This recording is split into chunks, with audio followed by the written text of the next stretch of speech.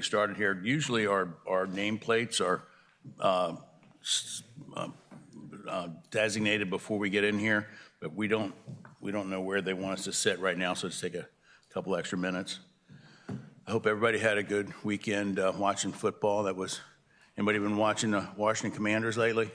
Anybody see that? And any Vanderbilt fans in the audience? That was incredible game.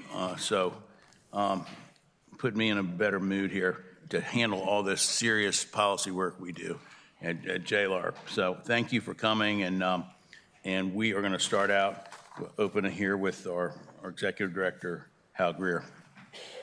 Welcome. Thank you, Mr. Chairman. Good morning, Mr. Chairman, Madam Vice Chair, members of the Commission. I'm Hal Greer, the Staff Director of JLARC. We do have a very full agenda this morning. We're going to spend the majority of the morning discussing higher education. We have two full teams that devoted to higher ed for the last year, and they'll be presenting the findings from our reviews this morning. One study examined costs and efficiencies, and the other, the viability of our 15 four-year institutions. Then we'll spend the remainder of the morning presenting the findings from our review of the Military Survivors Independence Education Program. Mr. Chairman, there's a lot of good news to report after spending almost a year working in the higher education space. Virginia truly has one of the best, if not the very best, public higher education systems in the country, and the General Assembly has certainly played an integral role in that success. Our work also revealed that the state's institutions have generally done a good job of containing costs since our last series on higher education costs in 2014.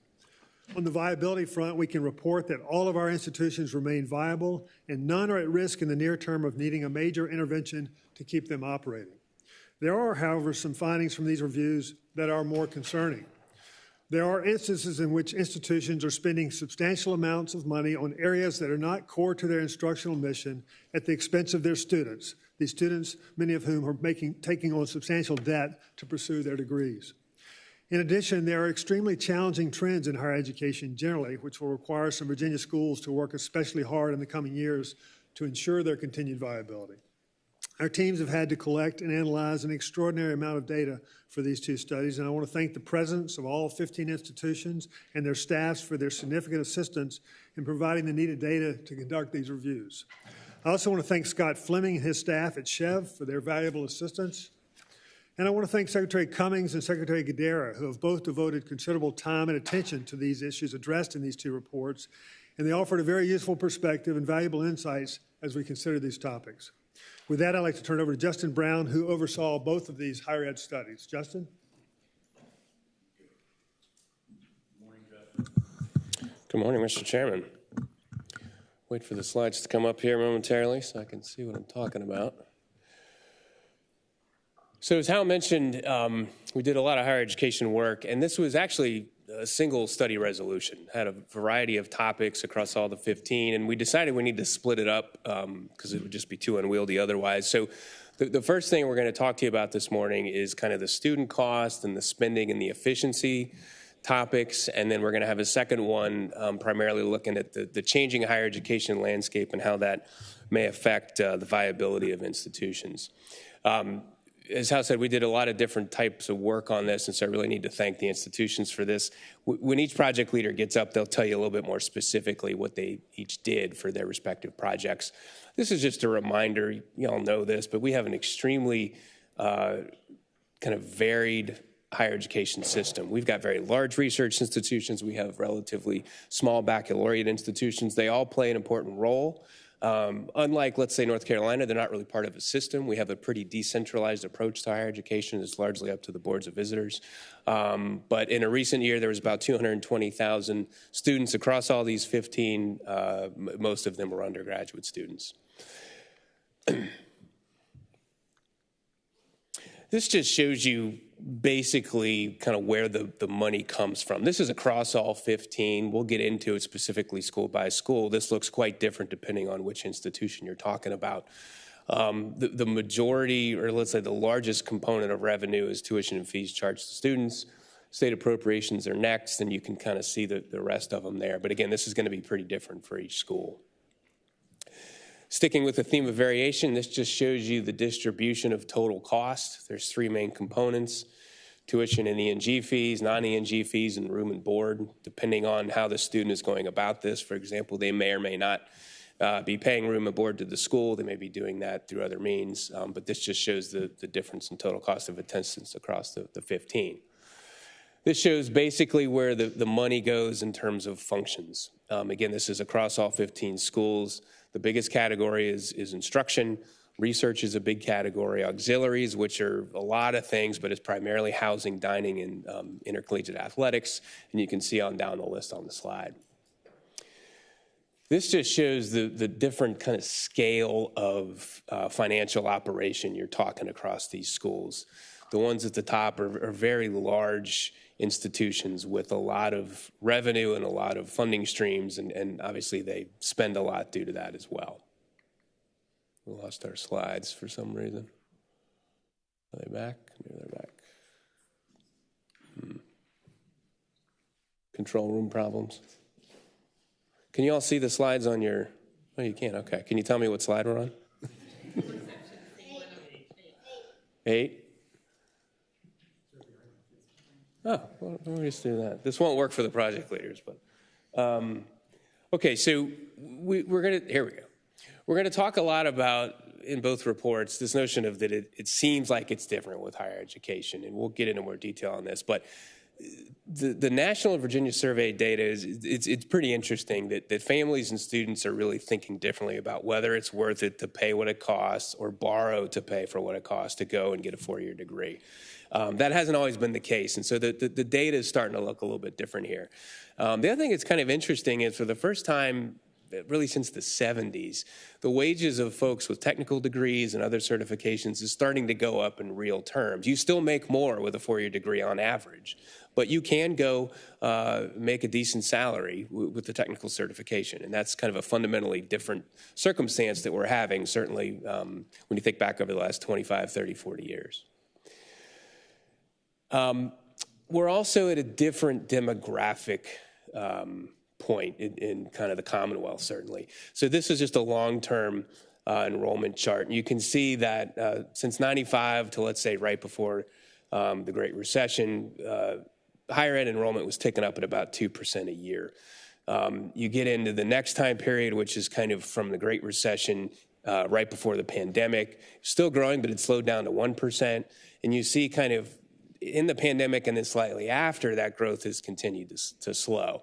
So there is growth happening at some institutions, but there's contraction happening in others. And this just shows how in those really long-term demographic trends, how it's played out at each school in Virginia. So statewide, over the last 10 years or so, enrollment went up about 6%. That's that bottom bar. But what you see is there's been a shift towards kind of the flagship institutions of the really large institutions. So the growth at, for example, Virginia Tech and George Mason has been bigger than the total enrollment in some of our smaller schools. So that'll be a theme just to keep in mind as we go through this information.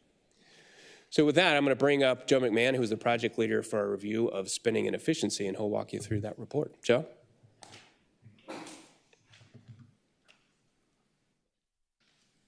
Good morning, welcome. Good morning, Mr. Chairman and members of the Commission. Thank you, Justin. As Justin mentioned, I'm Joe McMahon, I'm project leader here at JLARC. I'll be talking about spending and efficiency in higher education. And working with me on this study were Kate Agnelli, Tess Hinneregger, and Carrie Zabala. Here's a look at some of our primary research activities. Most notable is the extensive data analysis on student costs, student debt, institutional revenue, spending, and staffing. So our main findings on this study include student costs have stabilized with increased state funding for higher education, but many students still have debt. Institutional spending growth has moderated recently, with instruction being the largest area of growth. The majority of Virginia institutions spend about the same or less than similar institutions nationwide. Many institutions are spending more per student because of declining enrollment rather than major spending increases. And the changing higher education landscape will necessitate continued attention to student costs and efficiency. So my portion of the presentation has 3 sections, and I'll start off with student costs. First, the total cost of attendance has stabilized as the General Assembly has appropriated more funds to higher education. When adjusting for inflation, the average published cost of attendance at Virginia's public four-year institutions increased by just 5% total in the decade from FY14 to FY23. That's in large part is because of a 36% increase in the state general fund appropriations, which helped offset the need for increases to tuition and fees.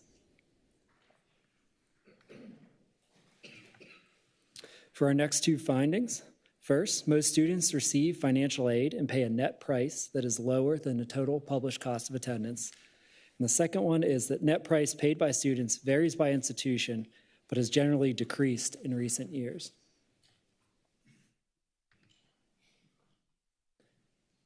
Nearly 90% of in-state undergraduate students received some type of financial aid in the 22-23 academic year.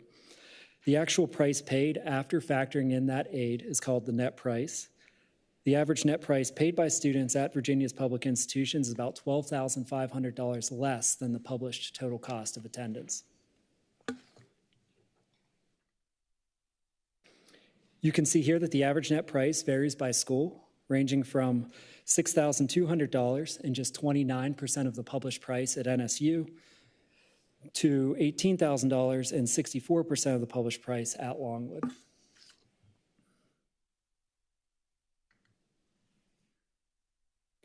The average net price paid by students decreased at most institutions over the past decade.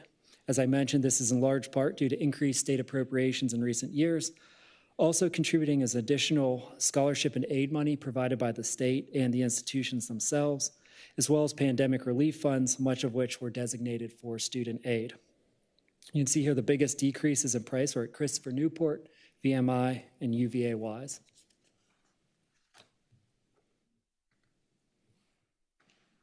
Next, we found that despite these improvements in price, Virginia institutions continue to cost more to attend than public institutions nationwide.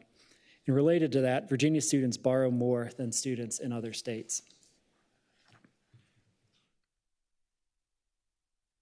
Published price across Virginia's institutions was about 9% higher than public institutions nationwide during the 22-23 academic year. And likewise, the average net price for an in-state undergraduate student in Virginia was about 21% higher than the national average.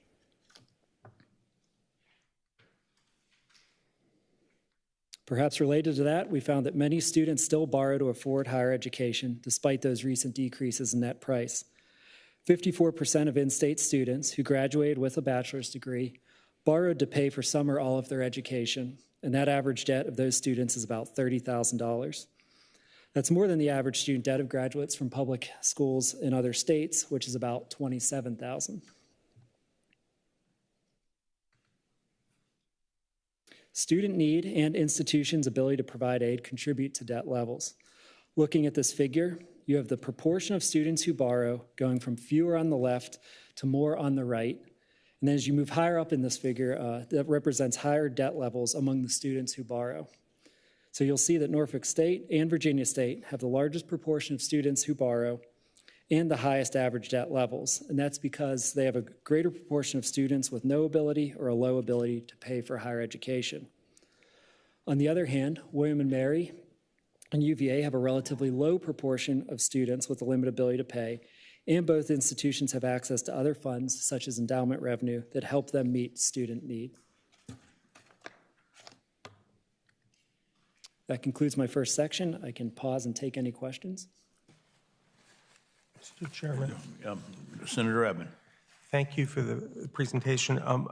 You said the average debt of the graduating students is about $30,000, and I'm curious if you have stats on what the highest debt for some students is, because the average is one thing, but if you graduate and you have a debt of $100,000, that's bringing up the average. It'd be interesting to know what we're encountering with our four-year graduates. Yes, that's a very good question, Senator, and we do have some information on that in appendix, would it be, we do have in one of the appendices, if someone can shout out a page number, it would help, but yeah, we have at the 25th percentile median, 75th percentile, I just found it, page 72. if you'd like follow-up, we could even look at some of the higher up percentiles there. But yeah, looking at that, at least the 75th percentile, so at least more debt than at least 3/4 of students, you see that starts creeping up into the $40,000, mid $40,000 range at many of the schools. And above that, it would be even higher. Thank you.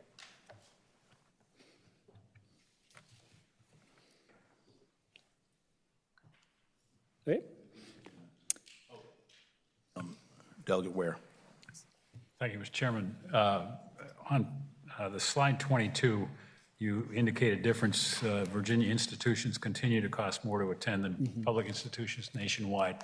Did your study give you some sense of why that discrepancy is and continues?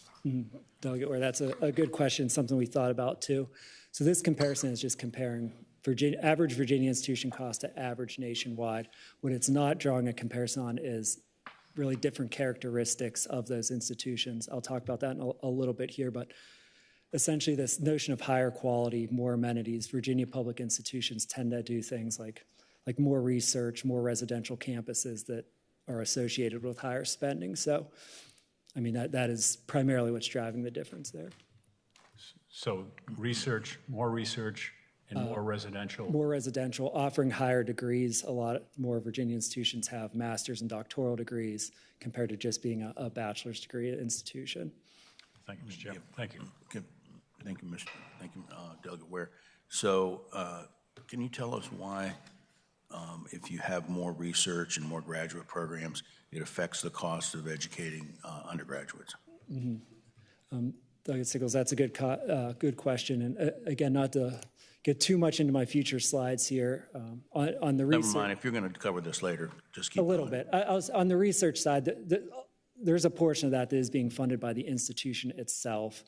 That money has to come from somewhere, whether it's the state, the students, donors, higher degree programs too. It's just more expensive faculty, potentially lower ratios. So, I mean, there's a lot of different revenue streams coming in, but some of that is going to be passed on to students in the Okay, thank you. Anybody else here? Okay. Please continue, Mr. McMahon.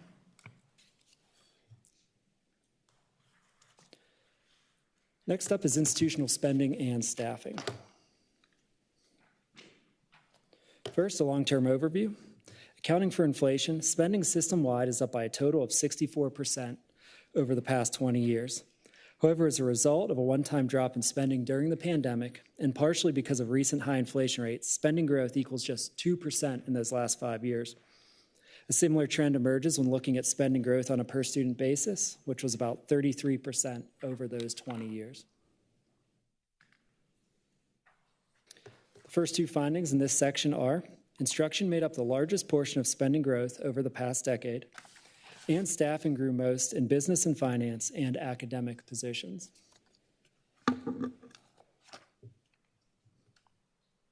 Here you'll see that spending on instruction accounted for the largest portion of overall growth. This occurs mainly because instruction is the largest spending area. The remainder of the spending growth is a mixed story, with most of the other categories contributing somewhat evenly.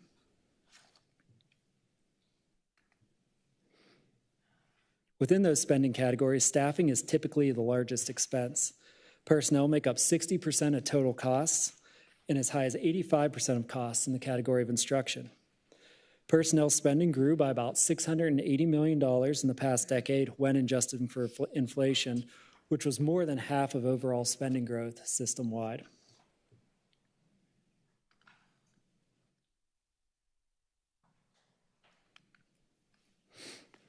Because personnel costs are a major driver of spending growth, it's important to understand how staffing levels are changing. System-wide, staffing grew by 4,900 positions, or about 12%. The largest areas of growth was business and finance staff. Mr. McMahon, Yes. why do you think that is? I actually have that one kind of ready here. Mr. Chairman, institutions cited several different factors contributing to that. First, some of the position types that they cited were compliance monitoring, financial management, human resources positions, risk management. Some examples that were cited were just increased complexity and increased number of financial reporting requirements from GASB, NACUBO, National Association of College and University Budget Officers. They talk about the updated FAFSA and procedures related to student aid. They also talked about increased safety and security, compliance requirements in higher education, training and raising community awareness. So a variety of things were cited contributing to that. Thank you.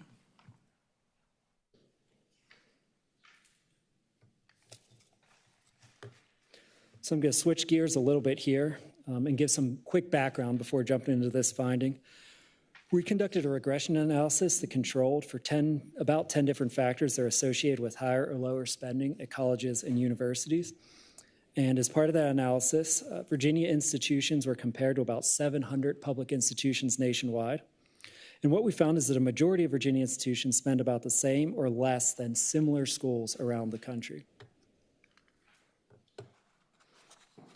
When compared to public institutions nationwide, Virginia's more often have characteristics associated with higher spending. Some of the things I talked about a bit earlier, those include conducting more research, having more students living on campus, and offering higher degree levels.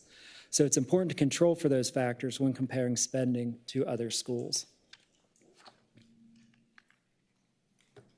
So the regression analysis does just that, and what it indicates is that 10 Virginia institutions spend about the same or less than similar schools nationwide. And these results suggest that Virginia institution spending levels are generally not excessive or unreasonable when compared to their peers.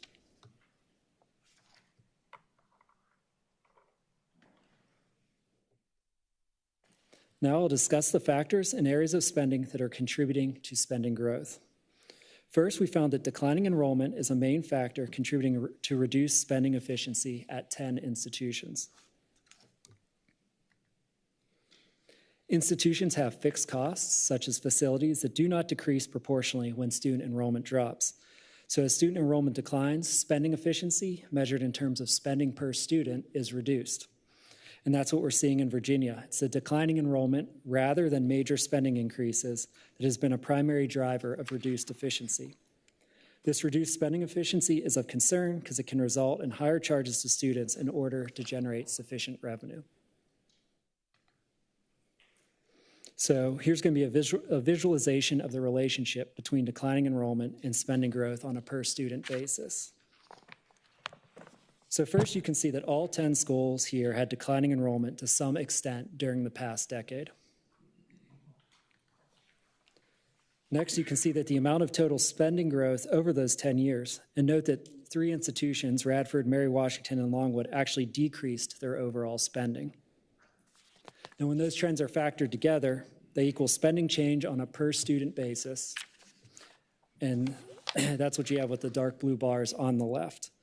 So the takeaway here is that at most of these institutions, the declining enrollment tended to be a prominent factor relative to the change in spending, indicating that enrollment decline is playing a large role in driving spending on a per student basis. On the other hand, spending per student tend to stay about the same at institutions with growing enrollment. On the right, you can see that when the change in total spending is similar to the change in enrollment, the result is little fluctuation in spending levels on a per student basis. The one exception there is UVA, which did increase spending more quickly than enrollment grew. Next, non-instructional spending and scholarships and student aid were the most common spending drivers.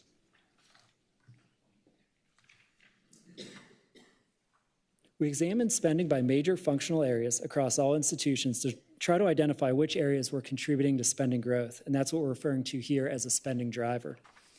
A spending driver is an area where spending increased both in total and on a per student basis.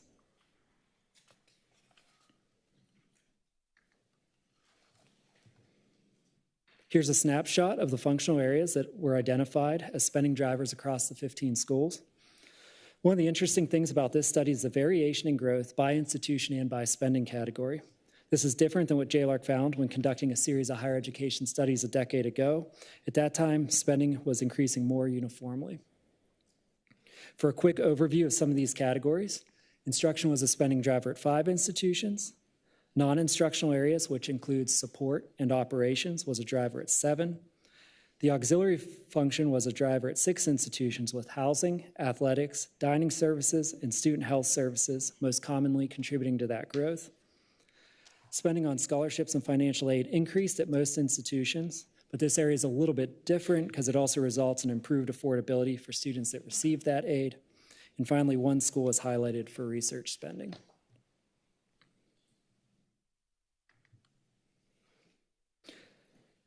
Digging into some of those areas on the previous slide. So first, personnel spending accounted for at least 2/3 of the spending growth at 5 of the 7 institutions where non-instructional areas were a spending driver.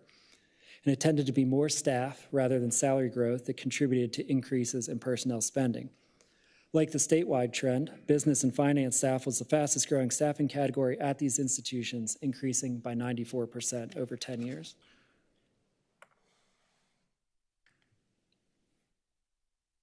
And then finally for this section, that research column on the slide a bit earlier. So VCU is undertaking an intentional effort to build its research capacity. So institutions fund research in 2 ways. There's sponsored research, which is funded by external sources, such as the federal or state government. And then there's institution-funded research paid for by the institution itself. Schools can increase the amount of institution-funded research they do in order to try to build capacity to be better positioned to attract externally sponsored research funding in the future, and that's what we're seeing at VCU.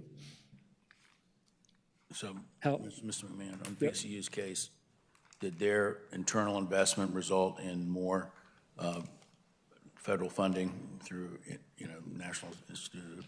Mr. Chairman, I would say they're in the early, I think they would say they're in the early process of this. I think there's a small increase in federal funding, but the increase in institutional research, funded research, is outpacing that new federal sponsored research at this point. Okay. But this is, like I said, I think they're about 3 to 4 years into this initiative, so there's still that goal of transitioning some of that over. Thank you. Okay. The Delegate Ware. Thank you, Mr. Chairman.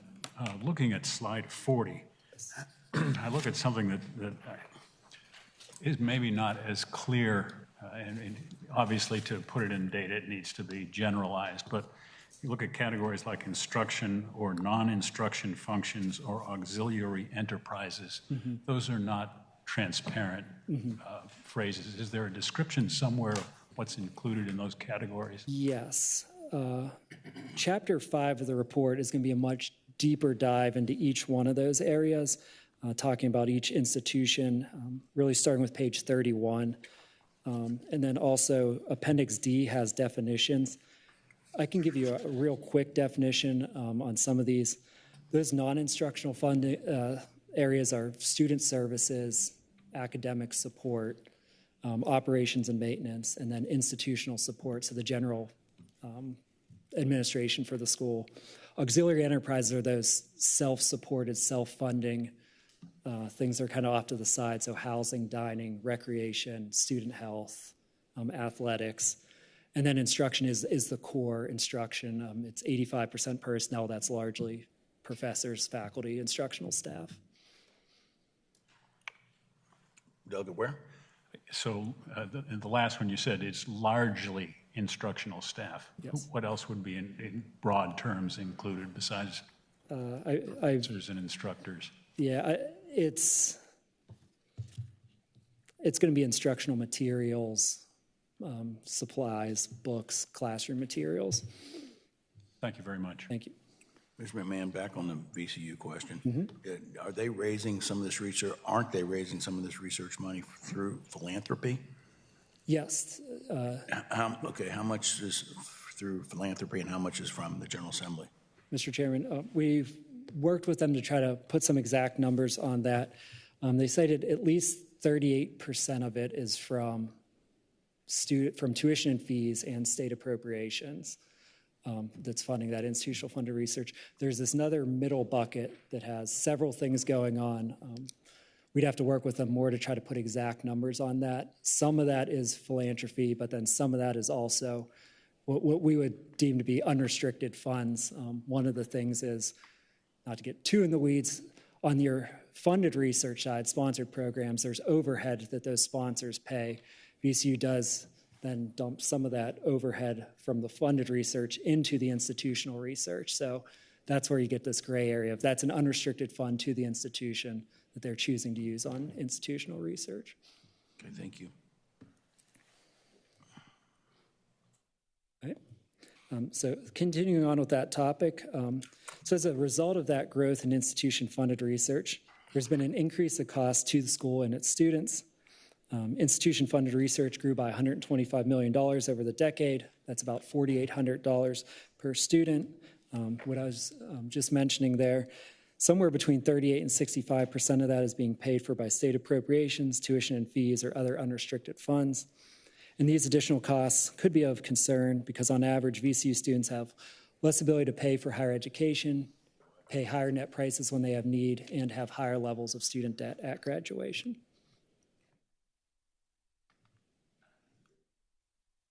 That concludes that section. I can pause for any additional questions.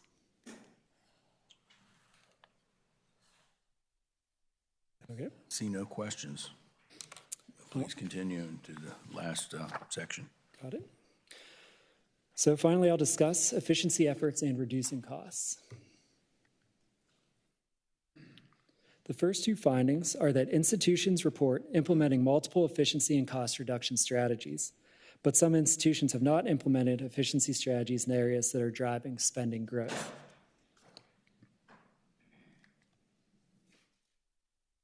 Institutions reported their efficiency and cost reduction strategies undertaken during the past 3 years.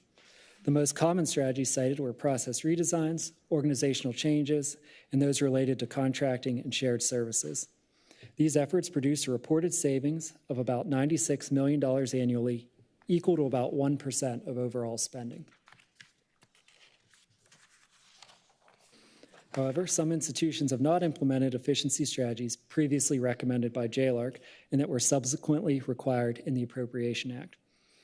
And some of these strategies are applicable to areas where we're seeing spending growth. So in particular, some institutions are not consistently reviewing their organizational structure and are not setting policies and conducting reviews of spans of control. Reviewing an organizational structure can identify and improve efficiency in non-instructional staffing areas by identifying overlap or duplication, such as with business and finance staff. And spans of control is just a fancy term for the number of staff that report to a manager.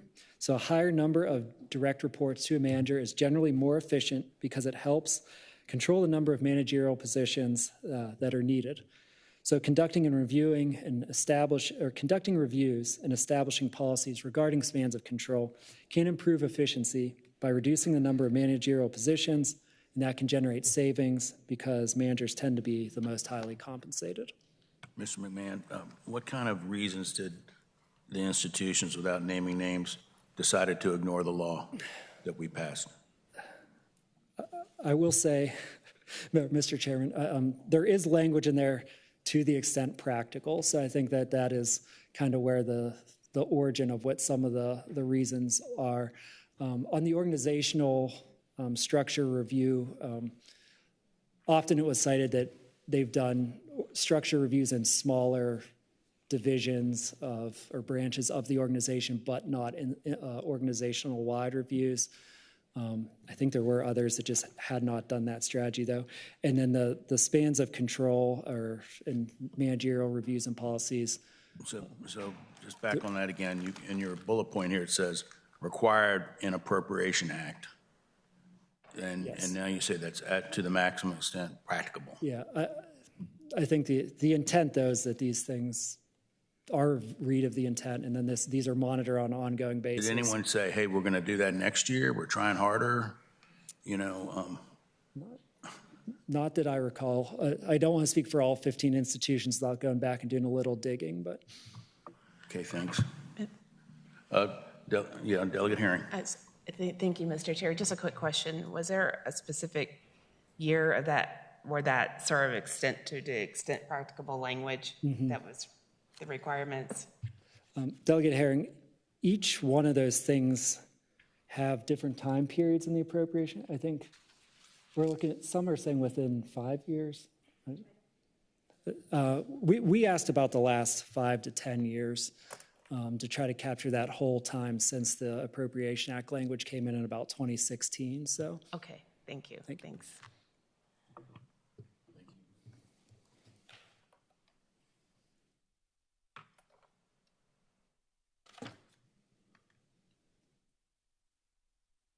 For the next finding, monitoring efficiency and managing student costs is especially important in the changing higher education landscape.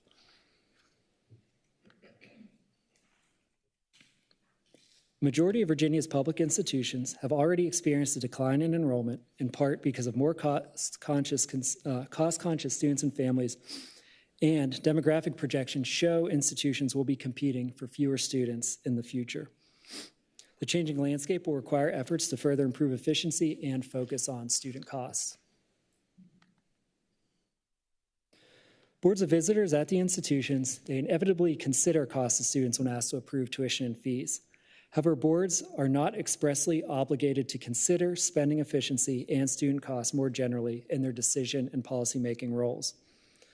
We found that boards should be fully considering the effects on student costs resulting from decisions to spend more, particularly in non-instructional areas such as institution-funded research, athletics, and non-instructional personnel, each of which was found to be a spending driver as part of this study. So, Mr. McMahon, you didn't find any evidence that the Board of Visitors were holding their feet to the fire on how they're spending money at our universities? Is that what you're saying? Mr. Chairman, I don't know if I would go that far. I think the point of this recommendation that we're leading up to is more just some of these areas that we're talking about to just more overtly make it clear, like expressly make it clear to the board that these are things that are going up in spending and places to pay attention to, like that institutional research example we talked to, athletics. Well, Mr. McMahon, if their enrollment's declining, by definition, their spending efficiency is going to be affected negatively. Yes. And the Board of Visitors, they're not going to high school recruitment, nights. It's out of their control, which leads me to another question. Did you look at admissions policies when you looked at the growing schools? Because there is this feeling out there that the schools that are growing are doing so at the expense of the other schools because they're letting everybody in. They're access schools. Did you look at that? Mr. Chairman, I don't want to step on the toes of our other study too much. There's a little bit more in that Okay, one I can about wait. enrollment this year. No, that was good. Yeah, we'll talk about it. Okay, thank you.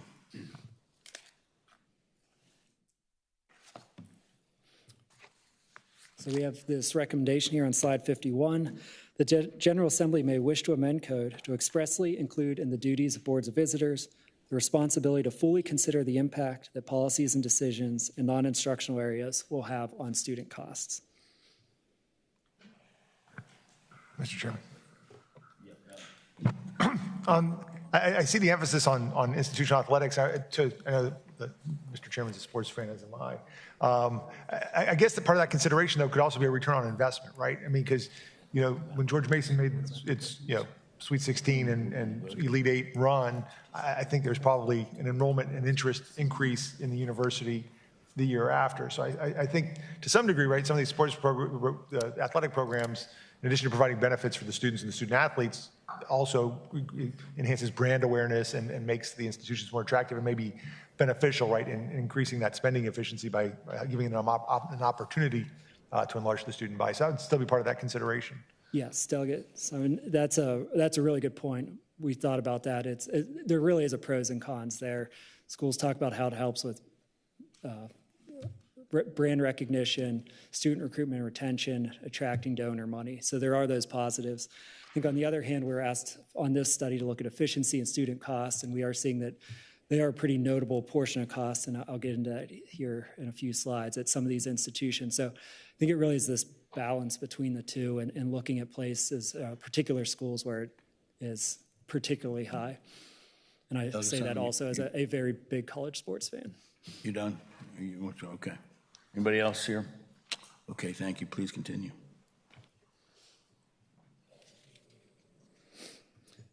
So next is that institutions that are seeing a reduction in cost efficiency because of declining enrollment could take further efforts to align the scale of their operations with enrollment levels. Some strategies for improving that alignment include reducing staffing, discontinuing less utilized academic programs, and reducing unused square footage. Institutions are already required by statute to produce a 6-year plan that addresses topics related to academics, financing, and enrollment. And that 6-year planning process could be used as a mechanism by institutions to identify ongoing or future efforts to better align the scale of their operations with enrollment levels. And we have a recommendation to that effect.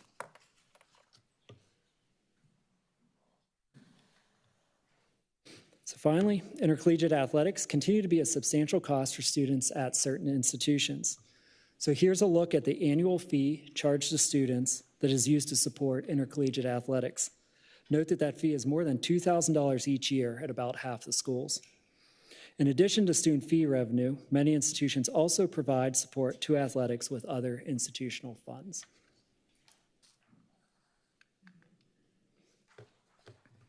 Legislation passed in 2015 limits the proportion of athletics revenue that can be funded by student fees or institutional funds, and this has helped to manage costs.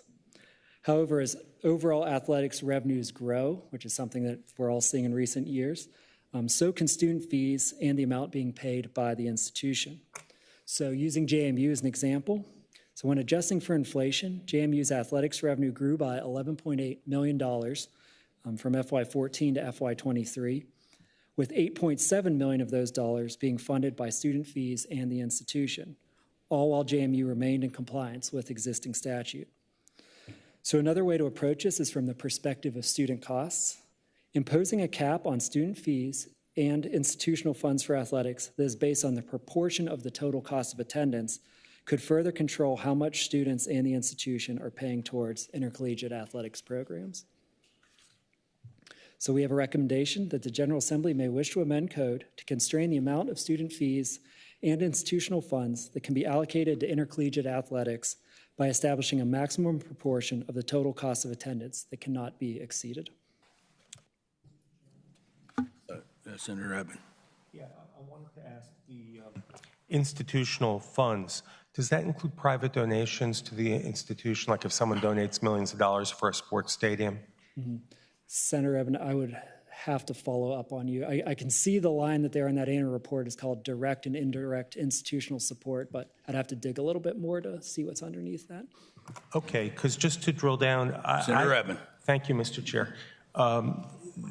I do like the idea of, maybe limiting the amount of student fees, but if an institution raises a lot of money from a private donor for a stadium or for their sports program, that in effect could lessen reliance on student fees. So I don't have a problem with that portion. So that's the part I'm interested in. Okay, Senator Evan, yes, we'll follow up on Thank you. Mr. McMahon. No, Delegate Herring. Thank you, Mr. Chair. And just a quick question, it may not have been part of the study. Have other states capped fees for athletic programs? Just curious. Delegate Herring, I'd have to get back to you on that. I do know that when Virginia did that in 2015, I think that was a pretty new thing and a kind of a revolutionary way to think about it. So, and that has helped, not to minimize what has been done already. That has helped. We're just looking at potential improvement here. Okay. Thank you. Thank you, Mr. Chair. Sure. Delegate Rasool. Thank you, Mr. Chair. Just two quick comments. I think first, when we're commenting and thinking about things like athletics and various costs, that we remain objective about it as opposed to is it good or bad. And some of the data points here, I think, are longitudinally, how have we grown or shrunk maybe in some cases, but then also where we compare to our peers, regardless of what we're looking at. And then separately, I noticed you talked about reducing unnecessary staffing, and that the verbiage doesn't delineate the instructional from non-instructional or direct support, at least. And so I would encourage us to be mindful of that as we're moving forward. Thank you, Mr. Chair. Mr. Mann, I was going to say that I don't know what JMU spends over on athletics, but I bet those students think that was well worth that $9 million. That's been one of the, I bet you the city of Harrisonburg is grateful that they spent this on athletics, seeing that the impact it's had over there. But anyway, that's a side point. Thank you, Mr. Chairman. I think what we're trying to just bring to your attention is kind of the question of who is paying for this in the era when you have a lot of students who have to borrow and when you have kind of a constrained number of, let's say, paying customers in the higher education business, if you will. So it is a tough question. There's no question the community benefits. It's great for the campus, but the notion of students, some of whom are borrowing to fund this, I think that's the difficult choice here. And there's no easy answer, but we did want to just point out that the statute has worked, but this is another way to think about it in terms of student costs. Excellent points, excellent points. Okay, please continue, thanks. Thank you, Mr. Chairman. That actually, just to get to that last recommendation, yeah. The General Assembly may wish to amend code to constrain the amount of student fees and institutional funds that can be allocated to intercollegiate athletics by establishing a maximum proportion of the total cost of attendance that cannot be exceeded. And then with that, that concludes my presentation. I'm happy to take any remaining questions. Thank you. Maybe we asked all our questions going through this. Anything left over? Okay, thanks. Appreciate it. Thank you, Mr. Chairman. So, do you want me to? All right, Mr. Chairman, we're going to keep the higher education train rolling here, and I'm going to bring up Stephanie Paffs, who led our review of higher education viability. Welcome, Ms. Babs. Good morning, Mr. Chairman, members of the commission. I'd like to thank Mitchell Perry and Brittany Utz for their work on this study with me. So I was the project leader for our higher education institutional viability work.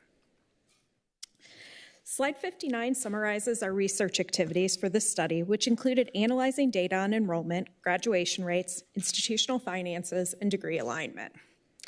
We also interviewed leadership staff and academic affairs staff at several institutions, reviewed academic and practitioner literature on higher education viability, surveyed boards of visitors at all 15 institutions, and reviewed state policies and documents related to SCHEV's approval process for new academic programs. More information about our team's research methods is included in Appendix B of the written report.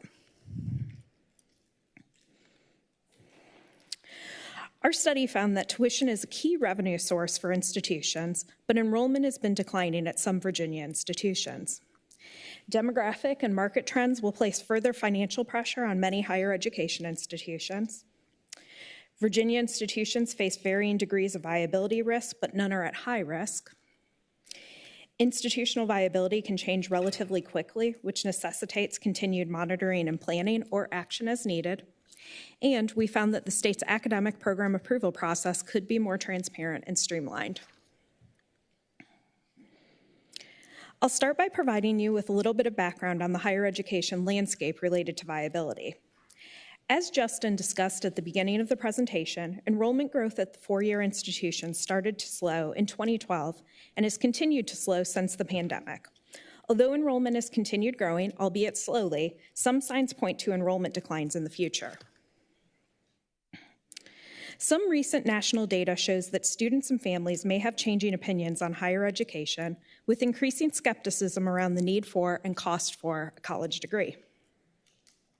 A 2024 Gallup poll found a 21 percentage point drop in the number of respondents saying they had a great deal or quite a lot of confidence in higher education since their 2015 poll. A VCU study found a 10 percentage point drop between 2023 and 2024 in the number of Virginians saying that the cost of college was worth it.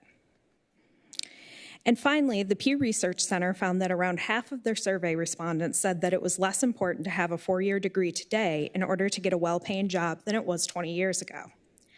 Despite this, the data still shows that on average, workers with a bachelor's degree earn more over their lifetime than individuals who do not have a bachelor's degree. Justin also alluded to the idea of market consolidation within higher education, and that's something that we can observe within the enrollment data for Virginia's four-year institutions.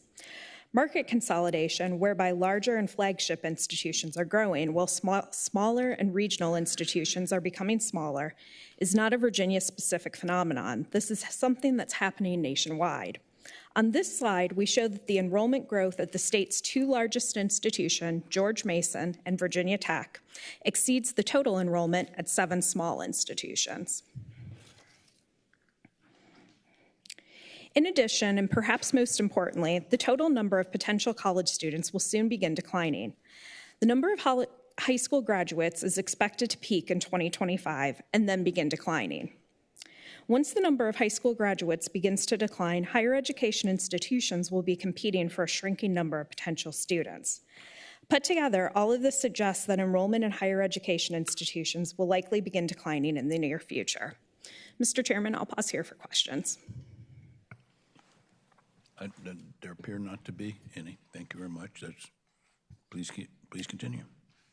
Okay. All right. Next, I'll talk a little bit about how we assess institutional viability.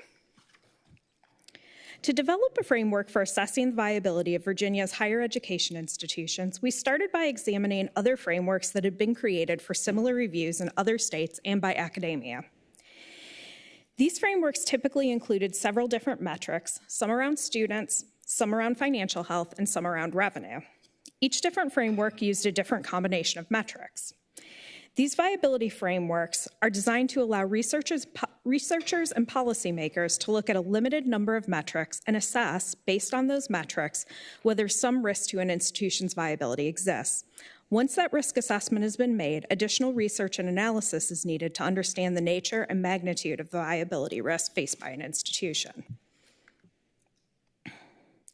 To assess the risk that any of Virginia's 15 higher education institutions may not be viable in the future, we developed a viability risk assessment framework based on frameworks that have been developed by researchers for other similar reviews.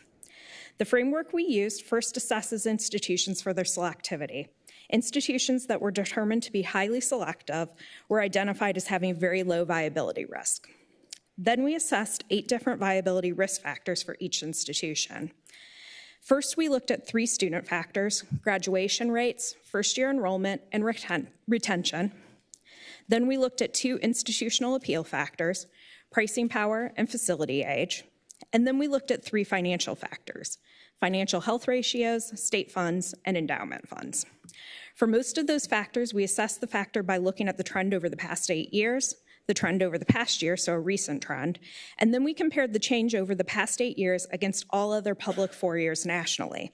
This type of assessment was used to identify challenges that were consistent and significant. Slide 68 is a sample of what this assessment might look like for a hypothetical institution, Institution A. This institution has 2 factors, graduation rate and retention, with a moderate risk factor. A similar hypothetical example with a fuller explanation can be found in the beginning of Chapter 2 of the written report. The risk factor ratings for a school are then aggregated into an overall viability risk rating. Schools in the very low viability risk category wouldn't require any special viability analysis or planning going forward. Schools identified with relatively low risk or some viability risk would require varying levels of analysis, planning, and potential action to ensure they address their viability challenges. As you'll recall from the last slide, Institution A had 2 risk factors with moderate risk ratings, so we would identify the school as having a relatively low risk that should be monitored going forward. For schools that have a substantial risk in a factor, they would be identified as having some viability risk and may require more intense monitoring. On the furthest end of the continuum are schools where most or all of their factors have a substantial risk and where closure or merger might need to be considered. Ultimately, we don't identify any of Virginia schools as being in this category. However, Appendix E of our report contains more information and data about schools around the country that have closed or merged in the past 8 years. It's important to keep a few things in mind about the viability risk framework and the ratings for each individual school. First, these ratings are as of a recent point in time. Events that are currently underway could change a school's rating in a year or so, and those changes could be positive or negative. Second, viability refers to an institution's ability to continue operating without major changes to survive. This framework is not a performance report. It identifies risk, which means that it's skewed towards identifying problems. It doesn't identify exceptional performance by an institution. Finally, even institutions that have a very low viability risk face a dynamic environment and might need to make changes to maintain their viability. Mr. Chairman, I'll pause here for questions. Any questions? Delegate Rasul. Yeah, thank you. I know there's a lot of information here, but just a quick question. And sometimes we think of merger as like a really bad thing, but compared to some other states where they have a University of Texas at Austin, so on and so forth, and there's a common network. Did we look at how those kind of networked state-based institutions contrast with us here? Delegate Rasul, that's a good question. We really didn't look at sort of the difference between a state system versus sort of the decentralized system and what kind of efficiencies that might result in for a school. So that would just be something that was a little outside our scope. Thank you. Delegate Ware. Somewhat similar lines. I saw news stories that indicated 90 private colleges closed this year or in that range. Looking at other states, have there been other states that have either contemplated or actually closed institutions for one reason or another? Delegate Ware, that's a great question. And so we did quite a bit of research into how that's worked with closures and mergers. And you're right that closures of private institutions have been in the news quite a bit recently.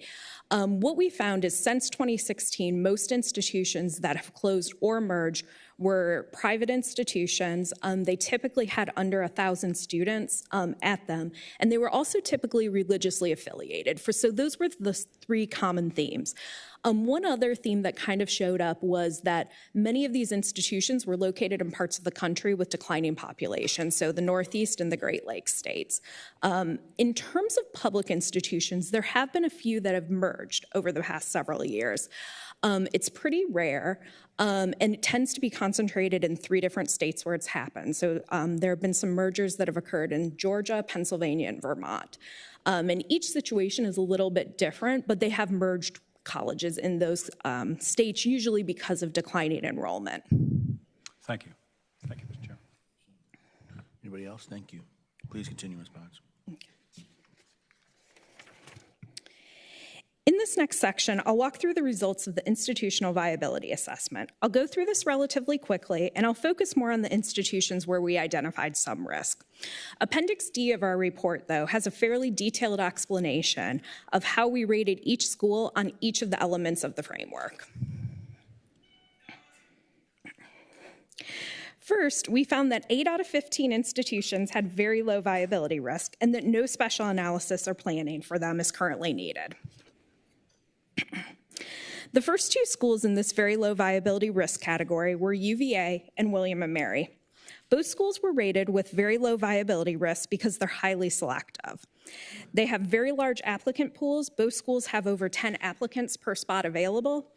Additionally, both schools have very low acceptance rates relative to the state's other schools. Ultimately, this means that both schools have many more students interested in attending than they can accommodate, and they're able to be fairly selective about who they admit.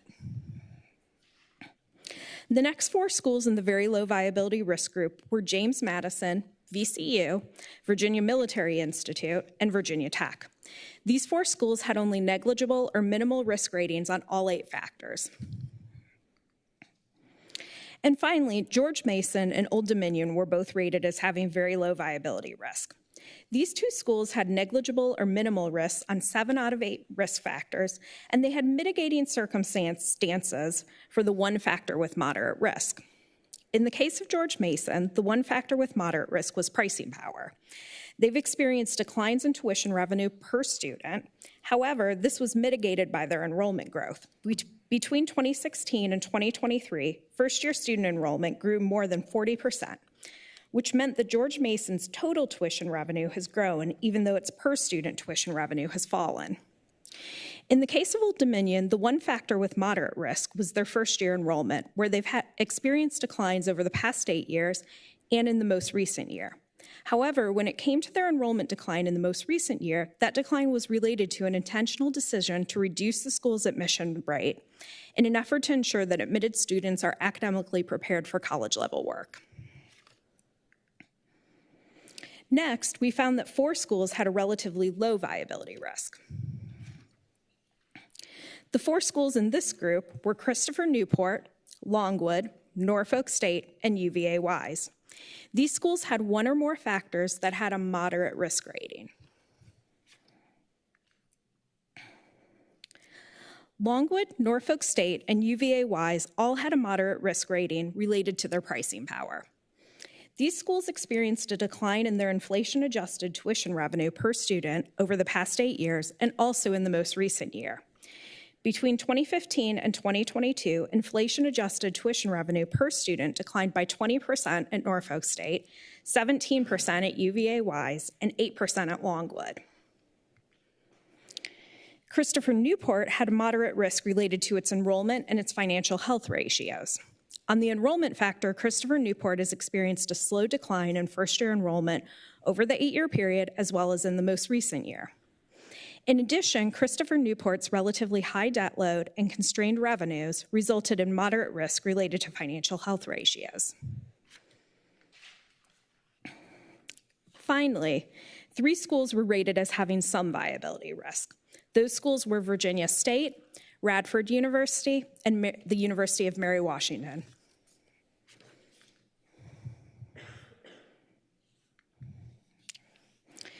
Virginia State was rated as having some viability risk because it had a substantial risk rating on its pricing power and a substantial risk rating on its facility conditions. Over the past 8 years, Virginia State's inflation-adjusted tuition revenue per student has declined approximately 26%. As an HBCU, part of Virginia State's mission is to provide and expand educational opportunities for Black students who have been historically underserved in higher education. As a result of its commitment to serving this community, Virginia State's student body has greater financial needs, with 70% of its student body qualifying for the Pell Grant. Virginia State's efforts to meet this financial need explains its pricing power challenges. Virginia State also faces substantial risk related to the condition of its facilities. Virginia State's facilities are the oldest of the state's 15 public institutions, with an average building age of 23 years old.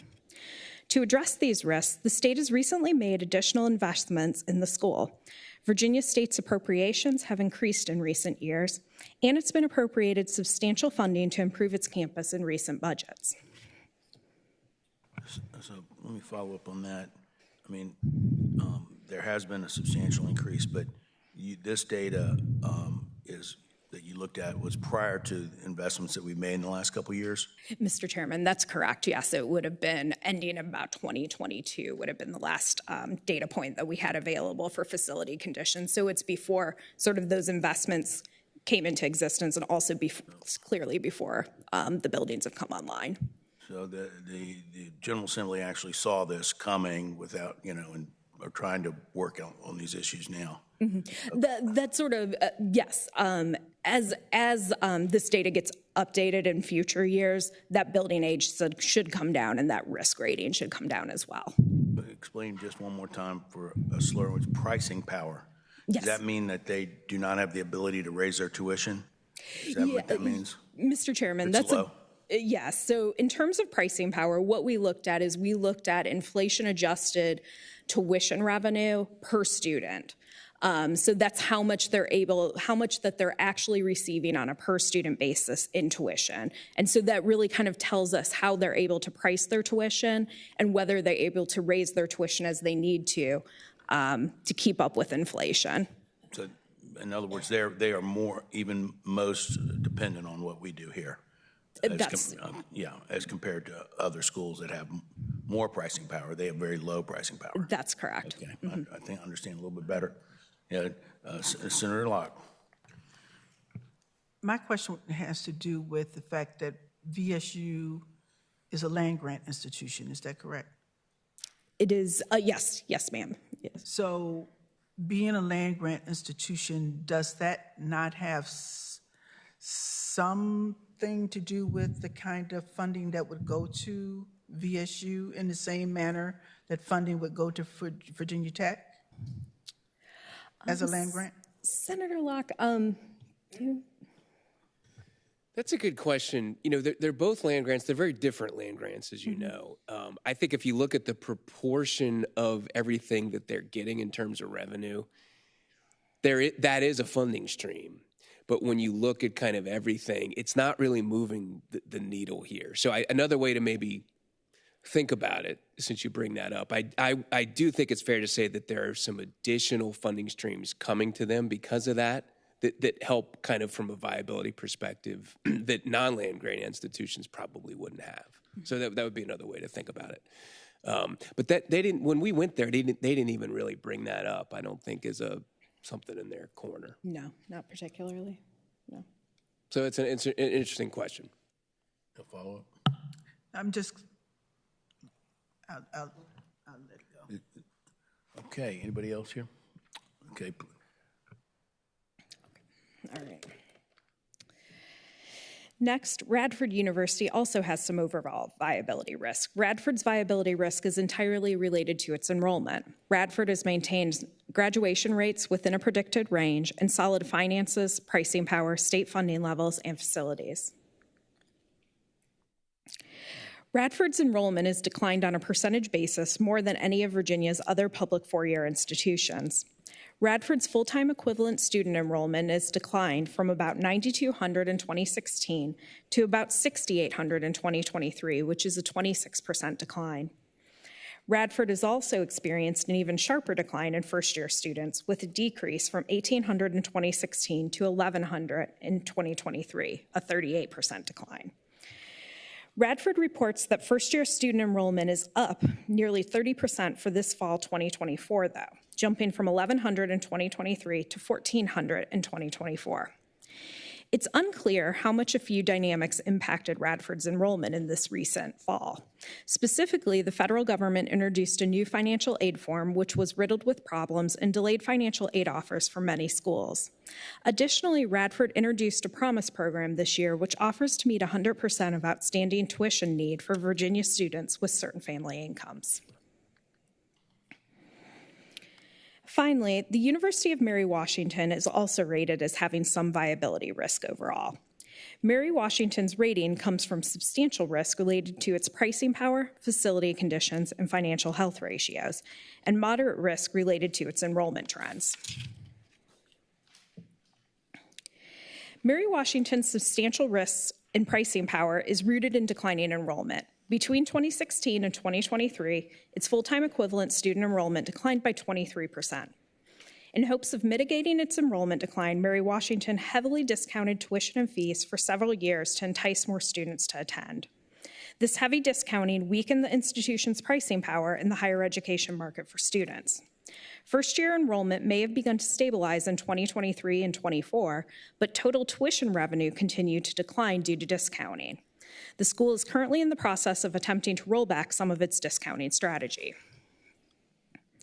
The age and condition of Mary Washington's campus facilities also complicate the school's efforts to recruit students. The school has the second oldest campus facilities of the state's public four-years.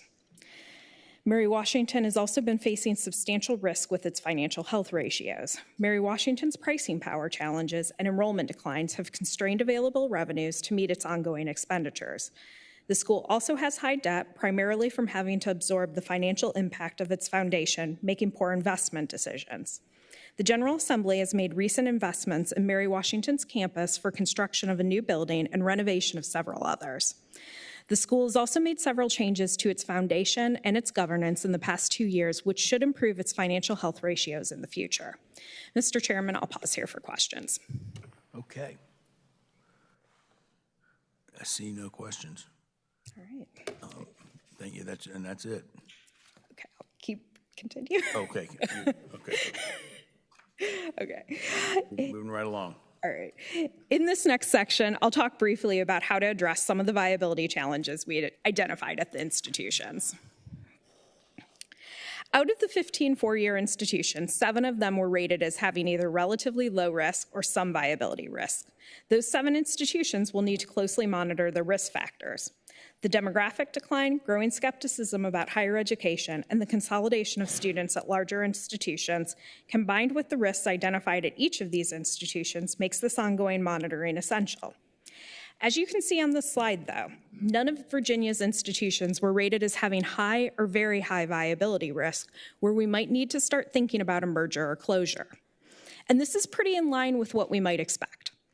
Although college closures and mergers have been in the news quite a bit recently, they're pretty rare, especially among public institutions. Appendix E of the report provides some statistics about the schools that have closed since 2016 and more information about those very few public institutions in those 3 states that I talked about earlier that have merged. The existing 6-year planning process could form a basis for continuing viability monitoring. Schools are required to submit a 6-year plan every other year in odd years, and the plans are reviewed by OP6, which is a group made up of the Secretaries of Education and Finance, Director of DPB, and staff directors of the House Appropriations Committee and Senate Finance and Appropriations Committee. Several elements that institutions are already required to submit as part of their 6-year plans are related to viability. Given concerns about the viability of at least some institutions, the existing 6-year planning process could be augmented to more fully assess viability for the subset of institutions facing relatively low or some viability risk. So our report recommends that going forward, OP6 use the 8 risk factors related to students, institutional appeal, and financing to continuing monitoring viability risk for those 7 institutions. This continuing viability assessment by OP6 could be particularly valuable because any assessment, including this one, represents a historical point in time review. As the institutions rightly pointed out to us, circumstances have changed since much of the data we use for this assessment was reported, and they've implemented new programs and initiatives that may change the trajectory of some of the trends we've observed as part of this viability assessment. For example, the effects of fall 2024 enrollment, changes in tuition discounting strategies, and investments in campus infrastructures will not begin to show up in the data for another year or 2. All of these developments, as well as other dynamics, could change this analysis in the future, either positively or negatively.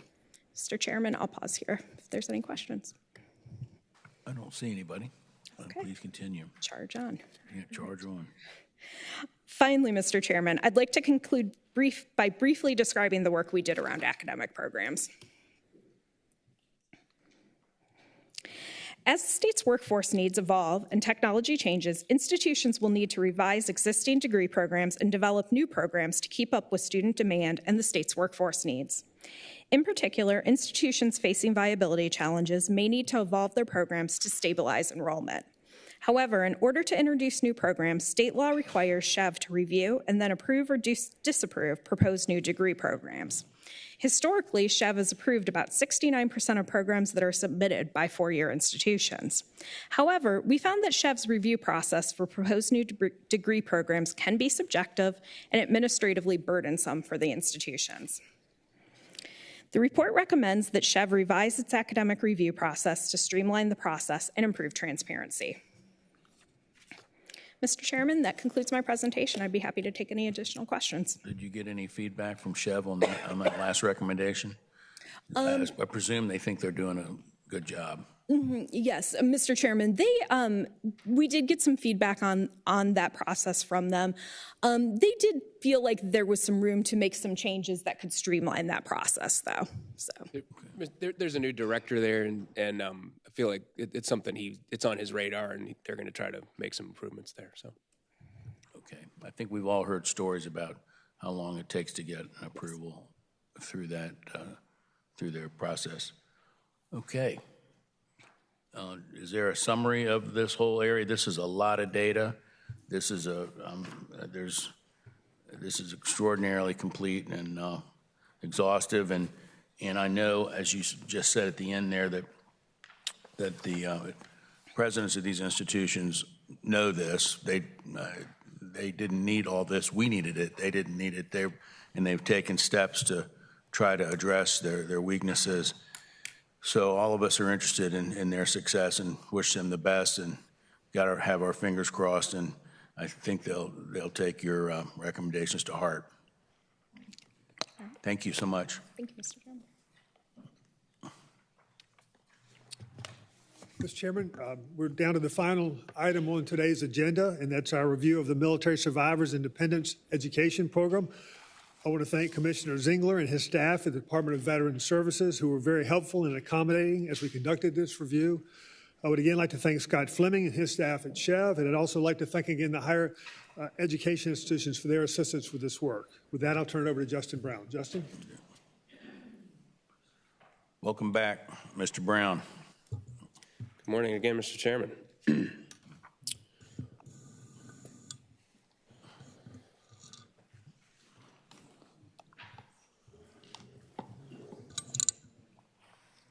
So just as a reminder, the commission voted to direct us to look at this program referred to as VMSDEP at the July meeting, and this just reminds you what was in the request letter from the chairs of both money committees. We, in a fairly short period of time, were able to actually cover a lot of ground on this, interviewed a lot of people, stakeholders about the program, higher education institutions. We did try a survey, had some bumps in the road on that, but got some, I think, interesting information. We did a real deep dive on other state programs, and so I'll talk about that as we go through. The other thing I did just want to make you aware, the timing of this was kind of interesting, just as Hal said it. I mean, he thanked the institutions. We were wrapping up our two big reviews of the schools, but we felt we needed to collect more information from them specifically about this. So they were great about that. But I did want to make clear that we basically obtained every piece of data you could about this program and its history, from DVS to Chev and to each of the 15 institutions. So we have a lot of information at our disposal. There's a few blind spots that I'll talk about as we go through this, but we did collect a lot of quantitative information that'll kind of be one of the real linchpins in terms of what we talk about this morning. So I'm going to go through this fairly quickly, just in the interest of time, Mr. Chairman, but just the background in terms of how this program works and maybe how we got here. But please stop me if there's questions. Happy to talk about it. As you all know, there's a large active duty and veteran presence in the Commonwealth. And I also did just want to remind you, it's a little bit unusual or kind of unique in Virginia to have an agency that specifically kind of focuses on veteran services. Not every state has that. And the bullets at the bottom talk about some of the parts of DVS's mission to try to work with veterans once they retire. The other thing I did want to bring to your attention, you may have heard some discussion of it. It's interesting that the code gives the commissioner the authority to enter into what's called a compact. And the compact itself is not a statutory document. It's fairly short. But the bottom bullets there list some of the goals of the compact. And the statute does talk about this notion of Virginia being the most veteran-friendly state in the U.S. So in terms of how the program works, it consists of two financial components. The first is available to all those who qualify, and it's a full waiver of tuition and mandatory fees. Can be used in any of the 4 or 2-year institutions in Virginia, public ones. The second component is what's called a stipend, and that's for living expenses or other higher education expenses, but that's only available to a subset of recipients who qualify, and I'll talk about that as we go through. The eligibility criteria for this, it's a little cryptic, I must say, and it's all in the law. So we can talk to you about this. I'm going to gloss over it, but there's a variety of components. It's for a child or spouse of a veteran, if the veteran is at least 90% disabled. And there's also residency requirements in the code that you can see in that last bullet. And there's some that apply to the veteran, and there's some that apply to the beneficiary. So this program, in one form or another, has been around for decades. It existed as the War Orphan Education Program for decades, up until maybe 15, 20, 30 years ago. This was just for children of those killed or missing during military conflict. And up until recently, to be candid, the program enrollment was small enough here that it just didn't represent really anything in the general fund budget, and it wasn't really on institutions' radar from a financial perspective because it was pretty small. So I'm going to talk more about the program, and I know you all have heard a lot about how it's grown, but I just wanted to kind of take a step back and give you, from the available data we could get, kind of how this has changed over time. So you can see there's been, really going back to 2006, some changes in the eligibility criteria, and that's what we're just showing you there, things related to adding spouses in 2006, adding the 90% disability rating in addition to the 100%, some changes to residency, and in 2019, a change to allow service-connected rather than combat-related. And we're just showing the program growth for the 4 years in total and for the community college system. This just reminds you about the recent legislative history on this. Legislation was passed and then it was repealed. I'm sure y'all are aware of that and recall it, so I won't talk about that in detail. I did want to make a point that I think really matters here in terms of how this program is set up. As part of that process over the last 12 to 18 months, you added new general funds for institutions under the guise of compensating them for the foregone revenue, is what they call it, for waivers that they're not collecting. You added $20 million to the base, and then there's another $45 million that's contingent on revenue for this fiscal year and for the next, and Chev is in the process of starting to allocate that funding to the institutions. So there's no questions about the basics on this. Let's talk a little bit more about some of the participation trends in detail. So this just shows in a little bit more recent picture, what's been happening to the program growth. And this is all the four-year institutions together and then the 2 years down at the bottom. I think what's more maybe useful is to look at kind of each institution's enrollment growth. Everybody's been seeing enrollment growth for the VMSTEP program, but it's really been pretty different. You see places like Christopher Newport, William & Mary, and Virginia Tech, those are pretty sizable increases in VMSTEP participation since 2019, 2020. Now, obviously, as we've talked about this morning, these schools are all kind of different. They have very different enrollment levels. So this is just showing you what each school represents of the total VMSTEP enrollment for the last academic year. And generally, it's the larger schools that have the majority of the enrollment, which kind of makes sense. In terms of what the VMSTEP participation is as a percentage of the total enrollment at each school, that matters a lot as well. There's some larger schools, let's take UVA at the bottom, where it's about 1% of total enrollment. But when you get to ODU and Christopher Newport, Norfolk State, that's getting up to 4.5%, 5% of their total enrollment. So I wanted to just pause for a moment and reference back to all this data we collected. We had people who know what they're doing really look at this data, compare the data from different institutions from different points of time. I know there's been some concern from stakeholders and maybe some of you about kind of the data being way off on this, or there's kind of this narrative that the program's growing, but it's not really growing. We just didn't see any evidence that these numbers aren't pretty darn close to what's actually happening here. So I feel like what we're going to talk about, if I don't caveat it for a particular reason, I wanted you to feel like you can be comfortable that that is actually what's happening, because we did a pretty deep dive on this data.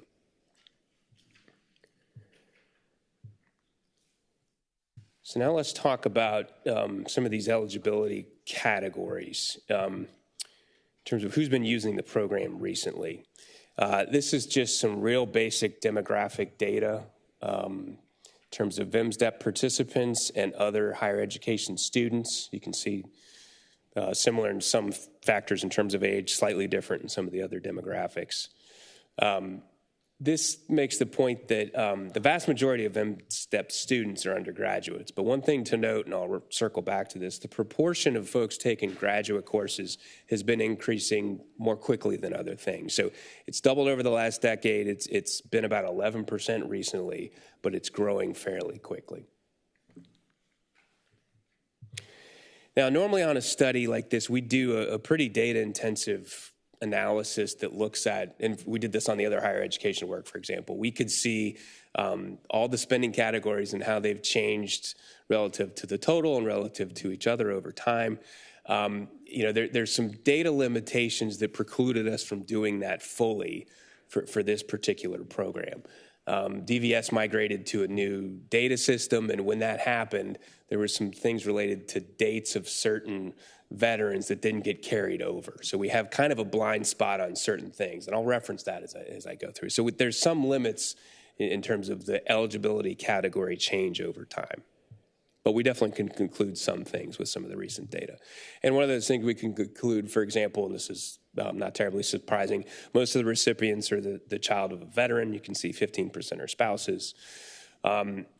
It's interesting, I'm not quite sure what I expected to see when we pulled over the last year or so who's getting this benefit. It really is a program for disabled veterans.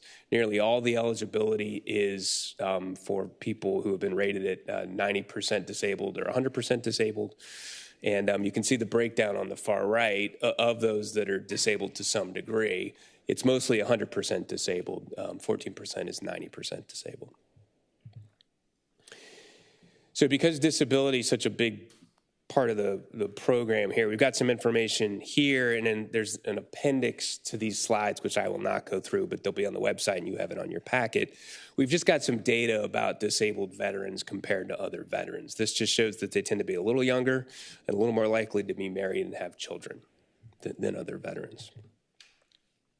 It's also the case that there's a very wide spectrum of whether disabled veterans are able to work or earn income. For example, disabled veterans rated at less than 100% disability are employed at about the same rate as veterans generally. But there is a difference when you get to 100% disability, which is on that second bullet there. So I think one of the key thoughts about the disabled component of it is there are some trends, but it does kind of depend on the specific type of disability and the specific disability rating in terms of whether people are able to earn income or not.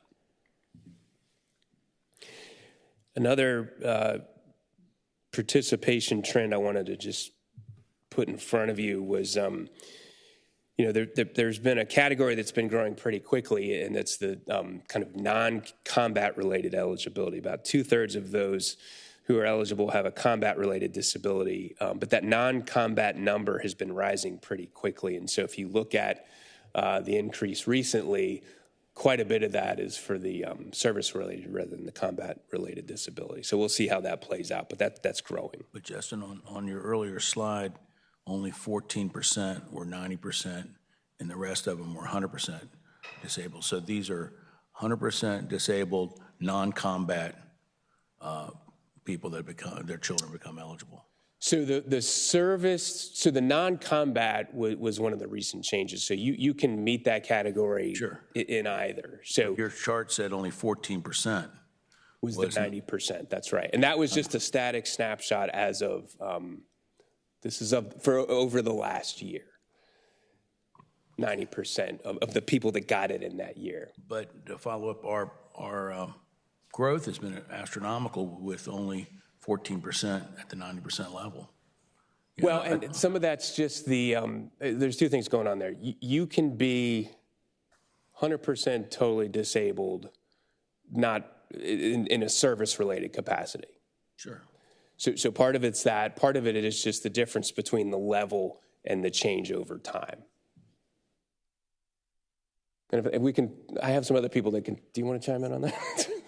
She made, but this is Brittany Utz who worked with us on the program. If you don't mind, do you want to expand on that? Yeah, just to help clarify, I would just say that these numbers, the 90 and 100%, are not tied to whether or not it was service-related or combat-related.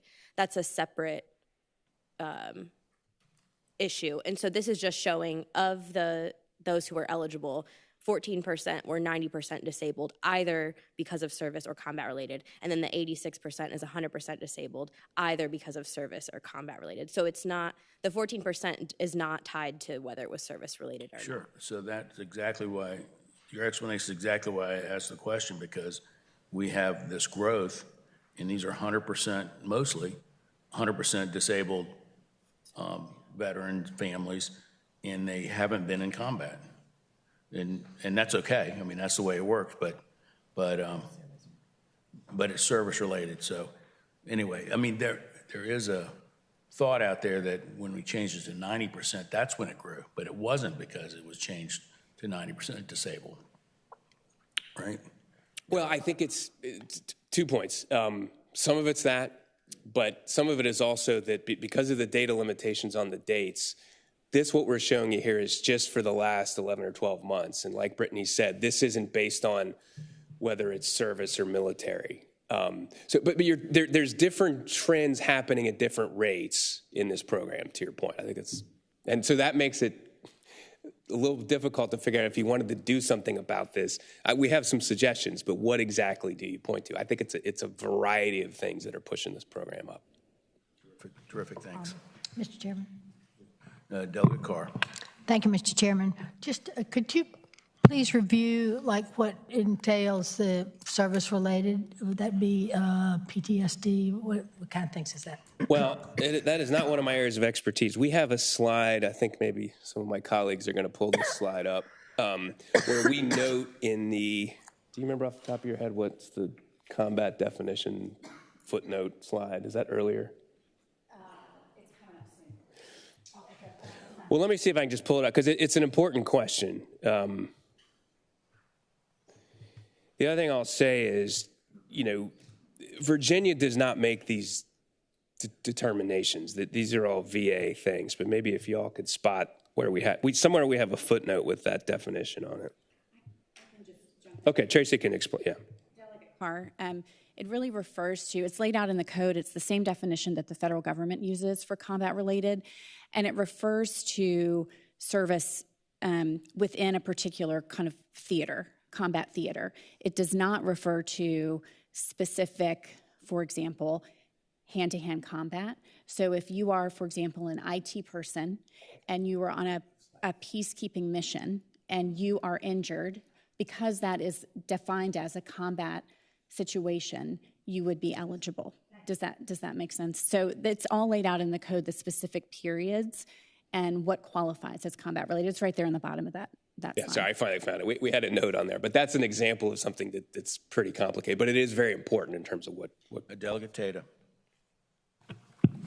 Thank you, Mr. Chairman. I just want to go back real quick to the median family income. You say it's about $134,000 for veterans with 70% disability. So my question is, do we know what the median income is for the 90%? And also, does it include disability pay? Both very good questions. For whatever reason, the VA, where are my people here? It reports it out at the 70% level for whatever reason. So the census data, the American Community Survey, they only do 70%. That's the top end of their range. So that's Can you introduce yourself? I'm sorry, this is our methodologist, Eric Beecroft. But by the end of this, I'll ask the whole staff to speak. I did a lot of the data analysis for this. So that's census data, the information. What's your name again? Excuse me? Your name? Eric Beecroft. Okay, I'm the thank you. methodologist at JLARC. Okay. Census data, median family income, that's where it's from. We don't have a source for median family income for 90% or 100% disabled. We do know the amount they get in compensation payments from the U.S. Department of Veterans Affairs, but not their total income. But compensation would be included in the census data estimate of median family income. It's all sources of income, not just employment. So any disability compensation would be included in that. Any other background questions before we keep going here? Please continue. So let's talk about the financial impact of this program. It's interesting. There's two different ways to think about the financial impact of this program. One, I think, is from an individual participant's perspective. They would talk about this notion of cost and the notion that it really doesn't cost much for a participant to particularly if there's available capacity in an institution, for a participant to enroll and be in a classroom where there's space, for example. And I think there's some merit to that, and this notion of the marginal cost is fairly small. It was interesting, though, when we started interviewing the institutions, you know, they looked at it more from kind of a budgeting perspective, and they think about it differently. They really didn't try to think about it on the cost side, in part because it's very difficult to do that. But from their perspective, they admit students without knowing whether or not they'll be eligible for this program, so it was a tuition and fee amount that they kind of expected to collect. They're not collecting it because of the waiver. And so institution by institution, that really means something differently. If you're a very selective institution who has out-of-state students willing to pay high prices to attend, I think that's kind of on the one end. That is a pretty legitimate foregone revenue impact. But if you're a less selective institution or an access institution, I think that's a little bit different. It may be harder to make the case that, but for this VMSTEP student, you could actually go find another student to come pay full freight, let's say. The other thing that matters here is there's clearly, as we've talked about earlier this morning, institutions have different kind of levels of financial resources and different amounts of reach back. So there's some places that are more resourced and can accommodate this foregone revenue better than others. So I think this is a frustrating concept that I'm talking to you about, but just the reality of it is, in terms of the financial impact of each institution, it kind of depends on the school's financial circumstances, their selectivity, but there is a financial impact because they're not collecting tuition and fee revenue for that student. And up until recently, they were not getting any funding, but you all started the process of providing general funds. So we really try to push the institutions to kind of help us figure this out in terms of the impact. And one narrative that I think we wanted to get to the bottom of was our tuition and fees at some places higher because of the growth of this program. And it's just not there to be done in a real way in terms of quantifying it. Like I said, institutions think about this like a budget process. They cited the things in the middle bullet there in terms of the different ways that they have tried to overcome the effect of this foregone revenue as it has gotten bigger. But quantifying the effect of the VMSTEP waiver on the tuition that's charged to other students is just very difficult to do. But it's a blend of different things. So let's go back to FY23, and this was the year prior to when you started the process of providing general funds. So in that year, this just shows the dollar amount of the waived VMSTEP tuition and fees, and it puts in the context of the total tuition revenue at each school. You can see it really varies, but the places near the top, it becomes a pretty large percentage of total revenue. And it's just revenue that they're not collecting due to the waiver. So I'll just pause on that for a moment so you can see the differences there.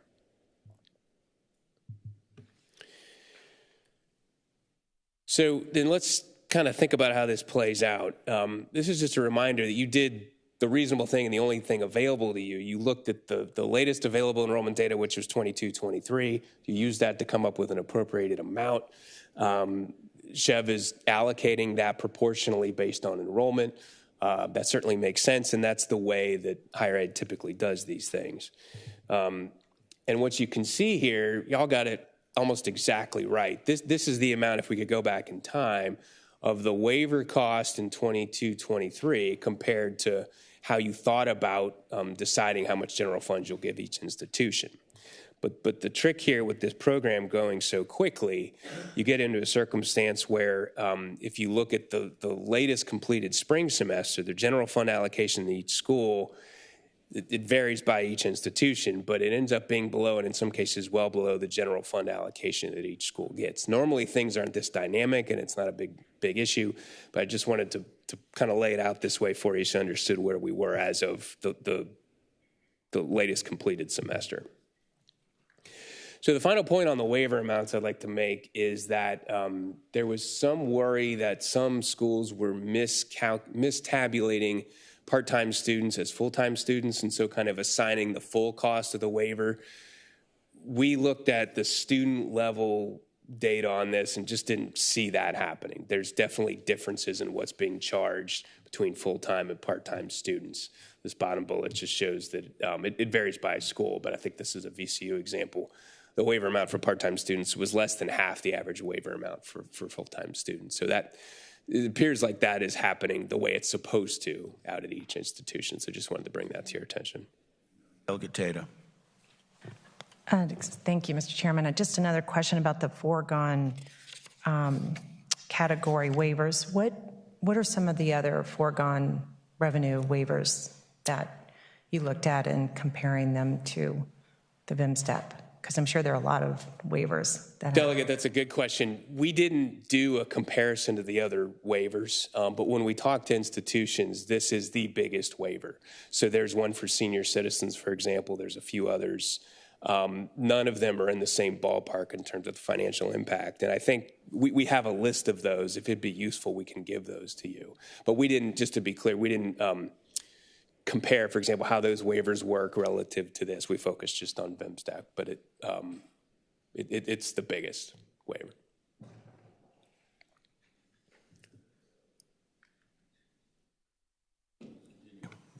Any other questions? Okay. So let's talk about trying to think ahead here. Actually, Delegate Ware. Yeah. One of the things that you made clear both here and earlier this morning as your colleagues bring it forward is the disparate impact of various things with different institutions. This may be asking too much, but as you go through, the JLARC gives us a number of options to address. That's coming later. But if you could zero in and give us an indication which ones might be tailored more toward the institutions that are most affected. That may be too much to ask to get on the fly, but that would be helpful as one person looking at it. Well, Delegate, I think I can try to weave that in here as we go, okay. And we can also circle back with you. One thing I should have said at the beginning, to the extent you want to address any of this, we'd be happy to work with you and think that through. But to your point, Delegate, there's at least a few where I think that specific tailoring would absolutely be in play. So I'll try to circle back on that. Thank you. Thank you, Mr. Chairman. Please continue. So at least at the staff level and the technical level, there's been a lot of discussion about how do we try to get a handle on the growth of this program. So we have thought about that pretty critically. And one thing we did just to kind of educate ourselves was go back to the most recent fiscal impact statement for the latest change. And I did just want to make you all aware that some of our analysts looked at that fiscal impact statement and fairly quickly figured out that it was an oversimplified approach, and it was impossible to get it completely right. But I would just say that I don't think anyone really expected, certainly from a legislative perspective, the program growth to kind of happen the way that it did for whatever the reasons were. And again, it wasn't reasonable to get the exact right amount, but there was things in that impact statement that were just not considered and probably should have been. So one just thing to remind you about, that's a function that we have at JLARC. You have to work through the chairs to do it, but we spotted some things pretty quickly. So just in terms of the information you had at the time, I think this was maybe less than the best information available. In terms of the best information available, I also just wanted to say that I feel like as long as this program is growing pretty quickly, some more real-time data might be useful here. So Chev does the reasonable thing, which is they kind of collect information from institutions and it's kind of audited and the best available data, and they report it out with about a year time lag, and that's the way they do everything else, and that makes perfect sense. But when we were talking to the institutions, they could actually see some of the growth happening. And so as long as the program is growing, one thing to maybe think about, and I'll circle back on with a recommendation, is that the more recent year data that's maybe not perfect but pretty close might be of value to you. So I feel like there's a way to have DVS and Chev coordinate a little bit. They seem to be coordinating just fine on their own, but to give you some better information if you want it. I mean, DVS knows the number of people who are kind of, I think their term is authorized to be in the program but aren't using it yet. That's a rolling eligibility process. Someone can apply at any time, and that's just going on all the time. So they know that number.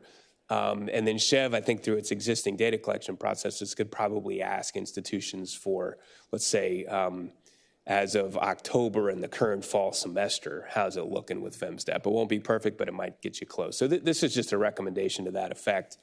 I think they seem to be working together very well, and they worked great with us. But if you want, I think, a sense of what's in the pipeline maybe in terms of the authorized folks and how the program data is looking, this would be one option for you. Recommendation, I suppose.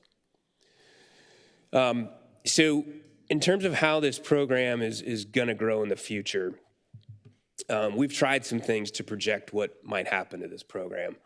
And there's a couple of things that occurred to us. First, using recent trends to project what might happen in the future can be problematic. And the first bullet there kind of gets at that. There were some changes the program made recently. You had the pandemic, and then you have this thing that's very difficult to model out, which is moving here and being here for 5 years, then being eligible if you meet the other criteria. So it's not just in Virginia now, it's the potential to be in Virginia later. And that makes it difficult to try to predict what's going to happen here. As our methodologist mentioned when he came up and spoke to you, there is some data available, and I know DVS is trying to work with the VA to get some Virginia-specific data, so that could be one option. There's some publicly available data that we have for you in an appendix that I think is helpful. But I wanted to just point something out to you that makes this tricky. So on the one hand, the number of veterans has been declining and is declining. So if you look at it just in terms of that, you could make the case that, well, maybe this program is going to start trending down and maybe we're seeing a peak. But there's a countervailing, maybe more powerful factor here, and that's people who are rated 100% or 90% disabled. And, you don't know which of these is going to prevail, but clearly there's upward pressure on the disability side while the big number of veterans is going down. So that also complicates how you think about what might happen to this program in the future. So the best conclusion we can give you right now, which is frustrating, is that we're not seeing any quantitative evidence that this program is peaking now or that it will soon decline. It could, and we have an appendix that puts together some, I would say, overly conservative, maybe not terribly realistic assumptions that allows you to bend that line down. And it gets kind of technical, and there's a lot of assumptions you have to make to do that. But I think the best information we can give you is, that upward trend in disability is a pretty powerful trend. And so it's hard to look at that and see the evidence the program is going to kind of stay at this level or start to decline. It could, but we're just not seeing evidence of that.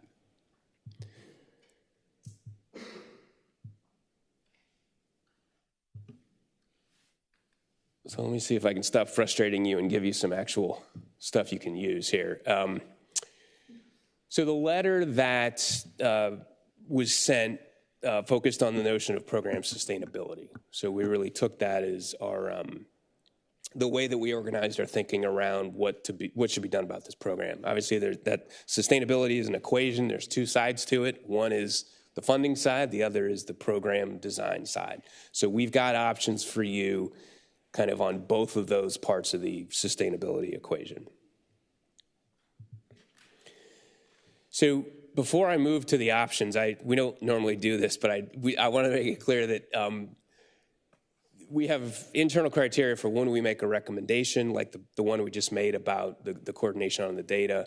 It's pretty clear that would benefit you. We had a window into how to structure that. But we do policy options when there's things that it's really up to elected officials. And so I'm going to walk you through a series of options. And the goal here is to provide you a framework to think about this program and give you some options for how to proceed depending on what you want to do. But I guess in contrast with, let's say, K-12, where there's something in the Constitution that says you have to do this and it's, it has to go a particular way, you have a lot of discretion on how you do this. Yeah, Senator McPike. Thank you. Mr. Chair, before we get to that, if we could go back to slide 29 real quick. Do you have a breakdown of the 1/3 statement, 1/3 met the residency requirement verified by domicile or physical presence for 5 years? Do you have a breakdown of the difference in the data set, or is that another data gap? I think we have, okay, that's part of the data gap he's telling me. This is Eric That Beecroft. is data gap. It's not in the DVS data system. The DVS data system does not distinguish between whether they met the requirement via domicile or physical presence. Okay, follow up, Mr. Chairman. Thank you, Mr. Chair. And I guess for physical presence versus domicile, is that, I mean, I grew up around Quantico, and so my family was also in the military, and so a lot of folks would have like Texas plates or Florida plates. Is that a part of what's going on? And some of it's, I mean, just anecdotally through family, I know there's tax differences and a lot of other things going on there. And so is there any research or information you found out in terms of sort of the categories and what the experience was from DVS or other patterns?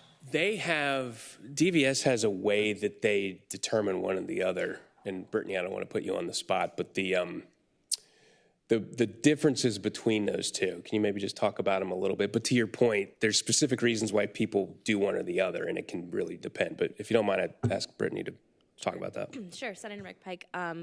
I would say the domicile requirements, a person can only have one domicile at a time, but you may have multiple residences. But typically the things that you would have that would be associated with your domicile would be like where your driver's license, what state your driver's license is in, where you're registered to vote, the state you pay taxes in, things like that. So it's possible, to your point, to maybe have one of those things. If you have a license plate from another state, you still could be, domiciled there or somewhere else. But you could have physical presence somewhere else. But to Justin's point and Eric's point, the DVS data doesn't allow us to see whether or not someone was meeting that criteria versus the domicile or the physical presence requirement. Delegate Pike, you got a follow-up? You okay? Okay. I'm sorry about that. Boy, I'm really sorry for that one. Big faux pas. I'm getting tired here, Senator. You're getting tired.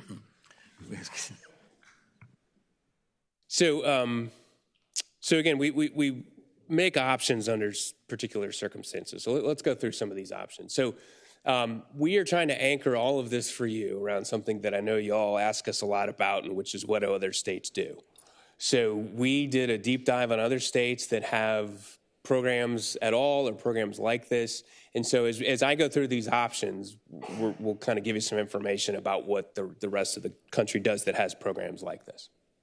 The other thing I'll just say, it occurred to us that trying to do a discussion about other states, in other words, is Virginia more generous or less generous, that's too subjective to do. So on that second bullet, we've broken it up, and we have a lot of detail in the appendix about here's the eligibility criteria differences, here's the differences in residency, here's the differences in the value of the benefit. So we have the components of the program compared across 24 states. It ends up being 25 programs. So first of all, in terms of what Virginia does that's not particularly unusual. So for example, almost all the states that offer a benefit like this do it for a veteran who's killed in action or have a service-related condition. None of the states we reviewed reduced the benefit amount based on family income, which I thought was kind of interesting, but that's pretty clear. I also just wanted to remind you, I think those of you that have seen some of the task force discussions, this has been emphasized to you, but under the notion of sustainability, we did a survey and DVS helped us kind of get the word out through the leadership organizations. And we got some very compelling comments from people about how important this program is for the Commonwealth to preserve. So we wanted to just put that in front of you and make you aware of it. So in terms of sustainability, there's some things you could do. You could keep the program the way it is. You've appropriated funds. You could stay at that level. You could appropriate kind of what's necessary to cover 100% of the costs. You could also keep the general fund level, and Delegate Ware, this gets to your point. You could continue to allocate it based on the way that higher ed normally does it, which is kind of a proportional share based on enrollment.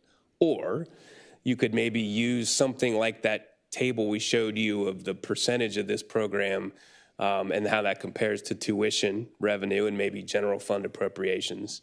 And again, we could help you do this, but fashion this notion of in a constrained environment, who has a harder time absorbing this foregone revenue impact? There will be winners and losers in that, I guarantee it, but that's another way to do it. And we can help you think through that if you would like. The other thing you could do, and there's been some people who told us to specifically look into the Texas program. Texas is interesting. They have created a fund, I believe it's with excess oil revenues. But what's interesting about the Texas program, we talked to them, that fund only covers about 15% of the total cost of the program. So it's left up to the Texas institutions to kind of absorb that impact. But if you wanted to, you could take excess revenues here and create a fund and then combine that perhaps with general fund, and it would provide an income stream that would either produce the benefit amount or give something to institutions. But I just wanted to make you aware that Texas has a fund, but it only covers 15%. So the other side of the sustainability question is to focus on the cost of the program, and that's to the institutions and to the Commonwealth. So one thing that really came through early on this project was we heard from the stakeholders about the notion of whether you call it grandfathering or delayed effective dates.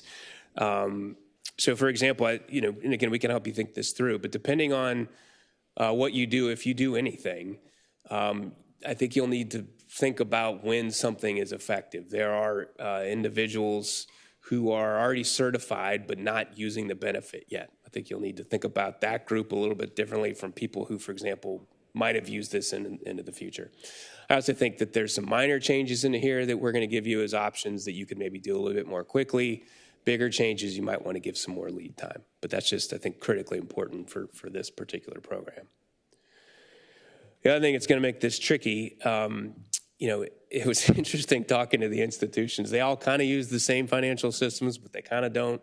So in terms of what they have to do in their financial aid offices to kind of deal with this program, if there's changes, it's going to be a little bit different. So just a reminder that to the extent you do anything that would require additional record keeping, it's worth checking with the institutions because some of them have more capability than others in terms of their systems. So one thing that bubbled up when we did our other states review is that it's really pretty common to have some type of academic requirement on these programs. 21 of the 25 programs we looked at had an academic requirement. This is in contrast to VMSTEP that doesn't have one. It's also kind of different from the way that a lot of the other state financial aid programs work, as well as some of the federal programs that are available for benefits. I'm sorry, for veterans. Just wanted to, again, this is not, this is all anecdotal, but there were some open-ended comment responses from some veterans themselves who thought that it was also reasonable to include an academic requirement in this program. So we asked schools if they could count for us how many. Is there a question? Please. Thank you, Mr. Chairman. Wait, when you say academic requirement, is that different than you have to get accepted to the school? Good clarification, Delegate. It is different. What we're talking about is once you're enrolled. Like maintaining? Correct. Okay, I got you. And it's an important point here is we asked institutions to count as of a recent point in time how many students would not have met that requirement. Each institution has their own definition. They typically call it good academic standing. So it would vary based on the institution, but given what you said that some of them also have different admissions requirements, to us that seems kind of reasonable that they're the ones that decide. But so as of a recent, I think this was as of the spring, there were 280 VMSDEP participants in total across the institutions that weren't meeting that internal institution standard of good academic standing. I think there were 325 in the community college system. Delegate Tatum, you have follow up? You okay? Okay. Anybody else? Okay. Liam. So one idea would be to add a requirement that the student would need to be in good academic standing. That's different from another term, which is called satisfactory academic progress. That's a federal thing, similar but slightly different. I see But that does make a difference in terms of how you do that there. I don't think you would do this to save, to reduce the cost of the program because it's not a ton of participants, but I do think it would reduce the spending by a little bit.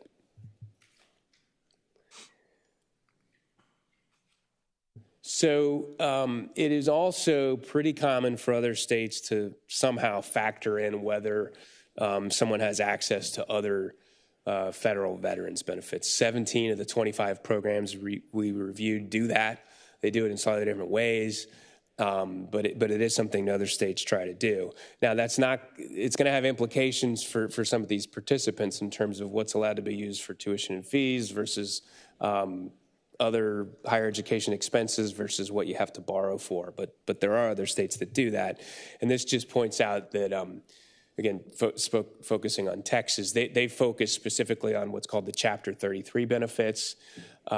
They worked with actually the Veterans Administration to get a general counsel opinion to allow them to do that. And I think that was in 2011. So if you wanted to... Could you drill down on that a little bit? Why did they need the legal opinion? Well, there is some specific things about the way these programs are designed in terms of first payer, last payer, in other words, the order of that. Mm-hmm. So I think they felt like they needed to make sure that it was okay to do this. And so they maybe were proactive, but I don't know if, am I saying that right? Yeah. Yes, Mr. Chairman, there's a federal law that basically says that their benefits have to be last dollar, that states can't require their programs to be last dollar after the federal benefits. And so the Texas program wanted to make sure that they were okay in doing that. And basically the way that they were able to make this work is by saying that the students are not eligible for this state program until they've exhausted their federal benefits. So it's not that the state program is last dollar, it's just that they don't become eligible for it until they've used their federal benefits. So there is a way to make that work based on what Texas has done. Okay, thank you. So if you wanted to go this route, this is some thinking about how to do this. I think one way would be to ask DVS to, when it's determining eligibility for the program, start to collect information about whether that intended recipient may have access to other benefits. And then you could start to circulate that to the institutions. But I do want to emphasize that there will be circumstances if you do this where certain participants may lose, if nothing else, the flexibility because it's a little bit rigid in terms of how the funds are to be applied. But this is something other states do. I think I'll say, we don't really know how much this would save. We don't think it's a lot because nobody really knows right now in Virginia who's getting these benefits. And so that you'd have to build that information over time. Excuse me. Justin, you said that we do not know how many students in our schools are getting on the GI Bill, for instance? There's benefits that go directly to the recipient, and then there's some that do go to the institution. So we know some, but we don't know all. I think I'm saying that right? So, we were a little surprised to learn that too, but there's some that just goes right to the recipient, or I'm sorry, to the student, and the school doesn't know about it. Okay, thank you. Mr. Chairman, Yep. just to clarify, I think the institutions know whether, for example, their students are getting the GI Bill. It's DVS at this point who told us that they don't know what those students are receiving.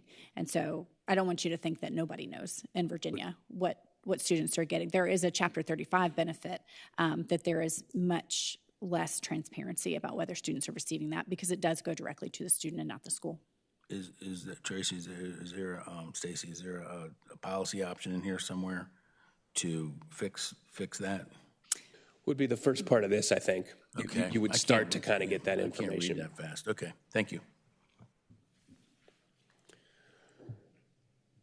So I mentioned earlier that graduate education has been a growing part of the program here. So we looked at other states. Some cover graduate education, some don't. 10 of the 25 we looked at do cover graduate education. But I mentioned it's been growing a lot. And just at the bottom, you all know this, but this is an example for you. The graduate education is more expensive. And so as it's growing, it's going to represent a bigger portion of the total foregone revenue.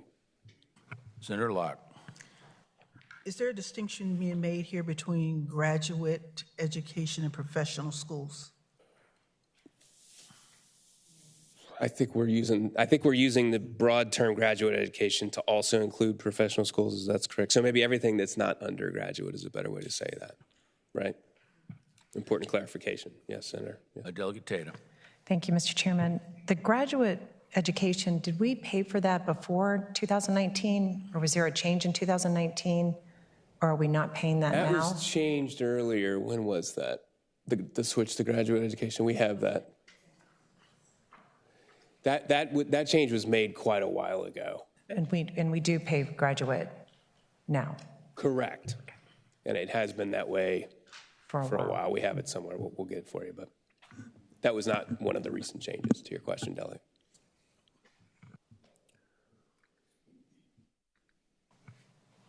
So another thing you could do, and this would probably reduce the program cost by a little bit more over time because this is a known thing that's growing fairly quickly, and these graduate education is more expensive than undergraduate. So you could limit VEMSTEP just to undergraduate education. So in terms of the amount of the benefit, states really take different approaches in how they do this. So it's kind of mixed. 11 of the 25 do a full waiver. We have a note on the bottom. There's actually 4 that go more than tuition and fees for other higher education costs. You know, when we're looking at how other states fund this, one thing bubbled up in terms of states trying to give themselves some predictability, budgetary certainty. They treat it just kind of like a grant program. We have a Florida example here.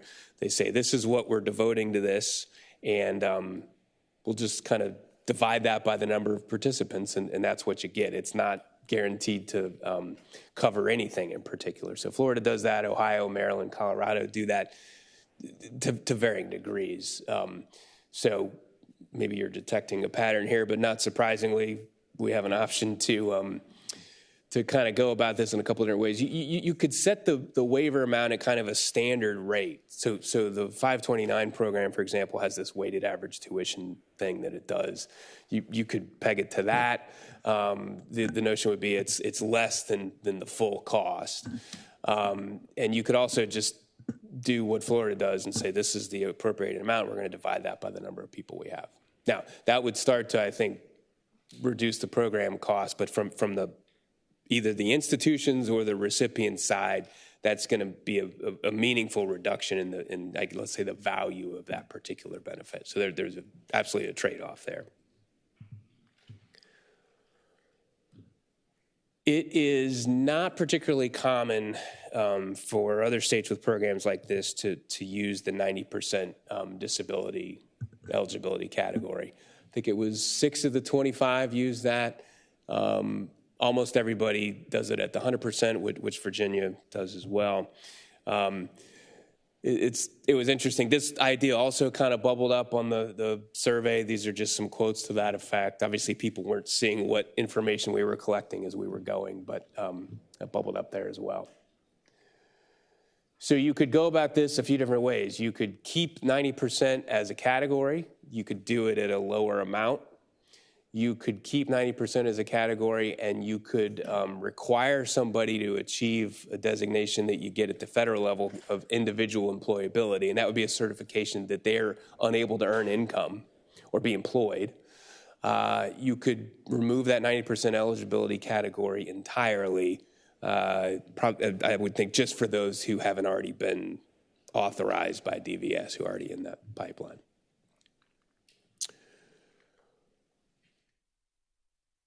So it's interesting also how other states go about the connection to the state concept. So VEMSTEP doesn't require veterans to have a military connection to Virginia. That's certainly part of it. You can enter service in the Commonwealth, and then you would qualify. And let's see, 13 of the 25 programs reviewed do that in terms of the when you enter service. In terms of the ability to kind of be here after the fact, it's a little complicated. Virginia has this service-related tie or the 5 years domicile physical presence. Other states, they They may not require the military service. So it's a little bit different for Virginia, but Virginia has a longer time frame. Let's see, I think it was 7 of these programs. There's only 2 that allow physical presence rather than domicile. So there's less of a pattern here, but there are some things you could do if you wanted to. And it is interesting, we can't quantify how many people are kind of coming here just for this benefit, but on the survey, we did get some comments that this was kind of one of the reasons why people moved here to get this benefit. Mr. Brown, a service-related tie, if you were in the Navy and you spent 2 years in Norfolk, you're eligible, even though if you live in Missouri now. I think it's literally where you live when you enter the service. Is that correct? So it's upon entrance, and that qualifies you. We have a lot of sailors that enter their service here, thankfully, and they don't have to spend 5 years here. They can just stay here. They might be shipped out in 6 months. Correct. Okay, thank you. So there's a variety of ways you could go about this if you chose to change something here. You could kind of make it a little bit more difficult to meet that residency requirement by eliminating the physical presence part. The number of years has bounced around. It used to be 10, it dropped down to 5. One idea would be to move it to 15. And the concept there is that you really have to plan ahead 15 years if you're going to use that. So you could do that. You could also just eliminate the ability to move here and qualify. That would be a big change, and that's why on that reduction in fiscal impact, it's a big range. But if you just completely made it just entering service in the Commonwealth, that'd be a big change, but it would also slow the program growth by a lot. Mr. Chair. Senator McPike. Thank you, Mr. Chair. One of the things for the eligibility, if the General Assembly were ever to pursue any changes, I just want to make sure there's complexities associated with it. Yeah. We have under the same code section first responders. Some of those police and fire, they live in Maryland, but they work in Virginia. And if they die on the line of duty, anything written, I think that kid should be in surviving spouse. Like there's a lot of different nuance. So I think some of these policy options seem straightforward, but they're not once you start to break down different use cases. And so I just cautiously tell folks that may consider any changes that you really have to look at the varying different types of use cases. If the orphan kid now moves to the grandparents in Oklahoma, but the parents were here, served in Virginia, lived in Virginia, they should absolutely qualify. So again, there's nuance to every single component to this. And so for those, listening, I'm hoping that, any changes need to be really, really cautious about how they impact different use cases and families. Senator McPike, I think that's very well said. We have really, I don't want to use the word struggled, but it's been hard to think through all those use cases and the permutations, and it's very complicated to your point. I think that's well said. So we talked about service-related versus non-combat related. This was a relatively recent change. When you look at other state programs, 23 of the 25 we looked at do allow you to qualify for a service-related condition in addition to a combat-related condition. So I did want to make you aware of that. This would be a little bit in contrast, but this would also be something where you could keep it as an eligibility category, provide a lower benefit amount, or you could remove it entirely. So the last thing I will leave you with before we wrap up, Mr. Chairman, is we thought about, is there a way to do a little bit of both here? And so going back to this idea of sustainability, kind of balancing both sides of that equation. And obviously, you need to be mindful of both sides of that equation, but I do think that 2024 really shows some of the challenges here with this program in terms of the different perspectives and the sustainability and Virginia's reputation as a veteran-friendly state. So you could think about making it more of a flexible program from the participant's perspective. Right now, it can only be used for tuition and fees. And a lot of the other programs at the federal level, it's for higher education costs. And so, for example, if you choose to live off campus. So you could make it a more flexible waiver, and you could peg it to an amount, for example, that weighted average tuition or some other amount, and say, you will get this particular amount, and it can be used for any higher education cost. And in exchange for that, you would kind of get the budgetary certainty of knowing what it would cost you or the institutions moving forward. So it's not unusual for other states to give a little bit more flexibility than Virginia does. So that's just, and there's other combinations you could put together from all these options that will allow you to make some trade-offs as well. So we have some summary slides, which I will not go through. The options are all put on one page, or 3 pages, I guess, because there's quite a few of them, but for your reference. And I'll just scroll through these to get to the end, but certainly happy to work with you to the extent you would find it helpful at any time on this program. So that's all we had, unless there's other questions. So I know there has to be questions here, right? Or we're 20 minutes over, 21 minutes. But I don't see any hands going up. That was very thorough. Again, I'm very impressed with your work here, and thank you for doing that. We needed that, and so I'm sure it'll be put to good use as we go forward and work to improve this program. Mr. Director. Mr. Chairman, that's all we have from the staff side this morning. I just want to point out our next meeting is Thursday, November the 7th.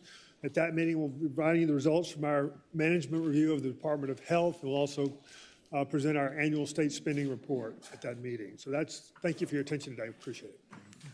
Okay, does any members have any final remarks as we move to adjourn? Okay, without objection, we are adjourned. Final remarks. Y'all got a lot of work.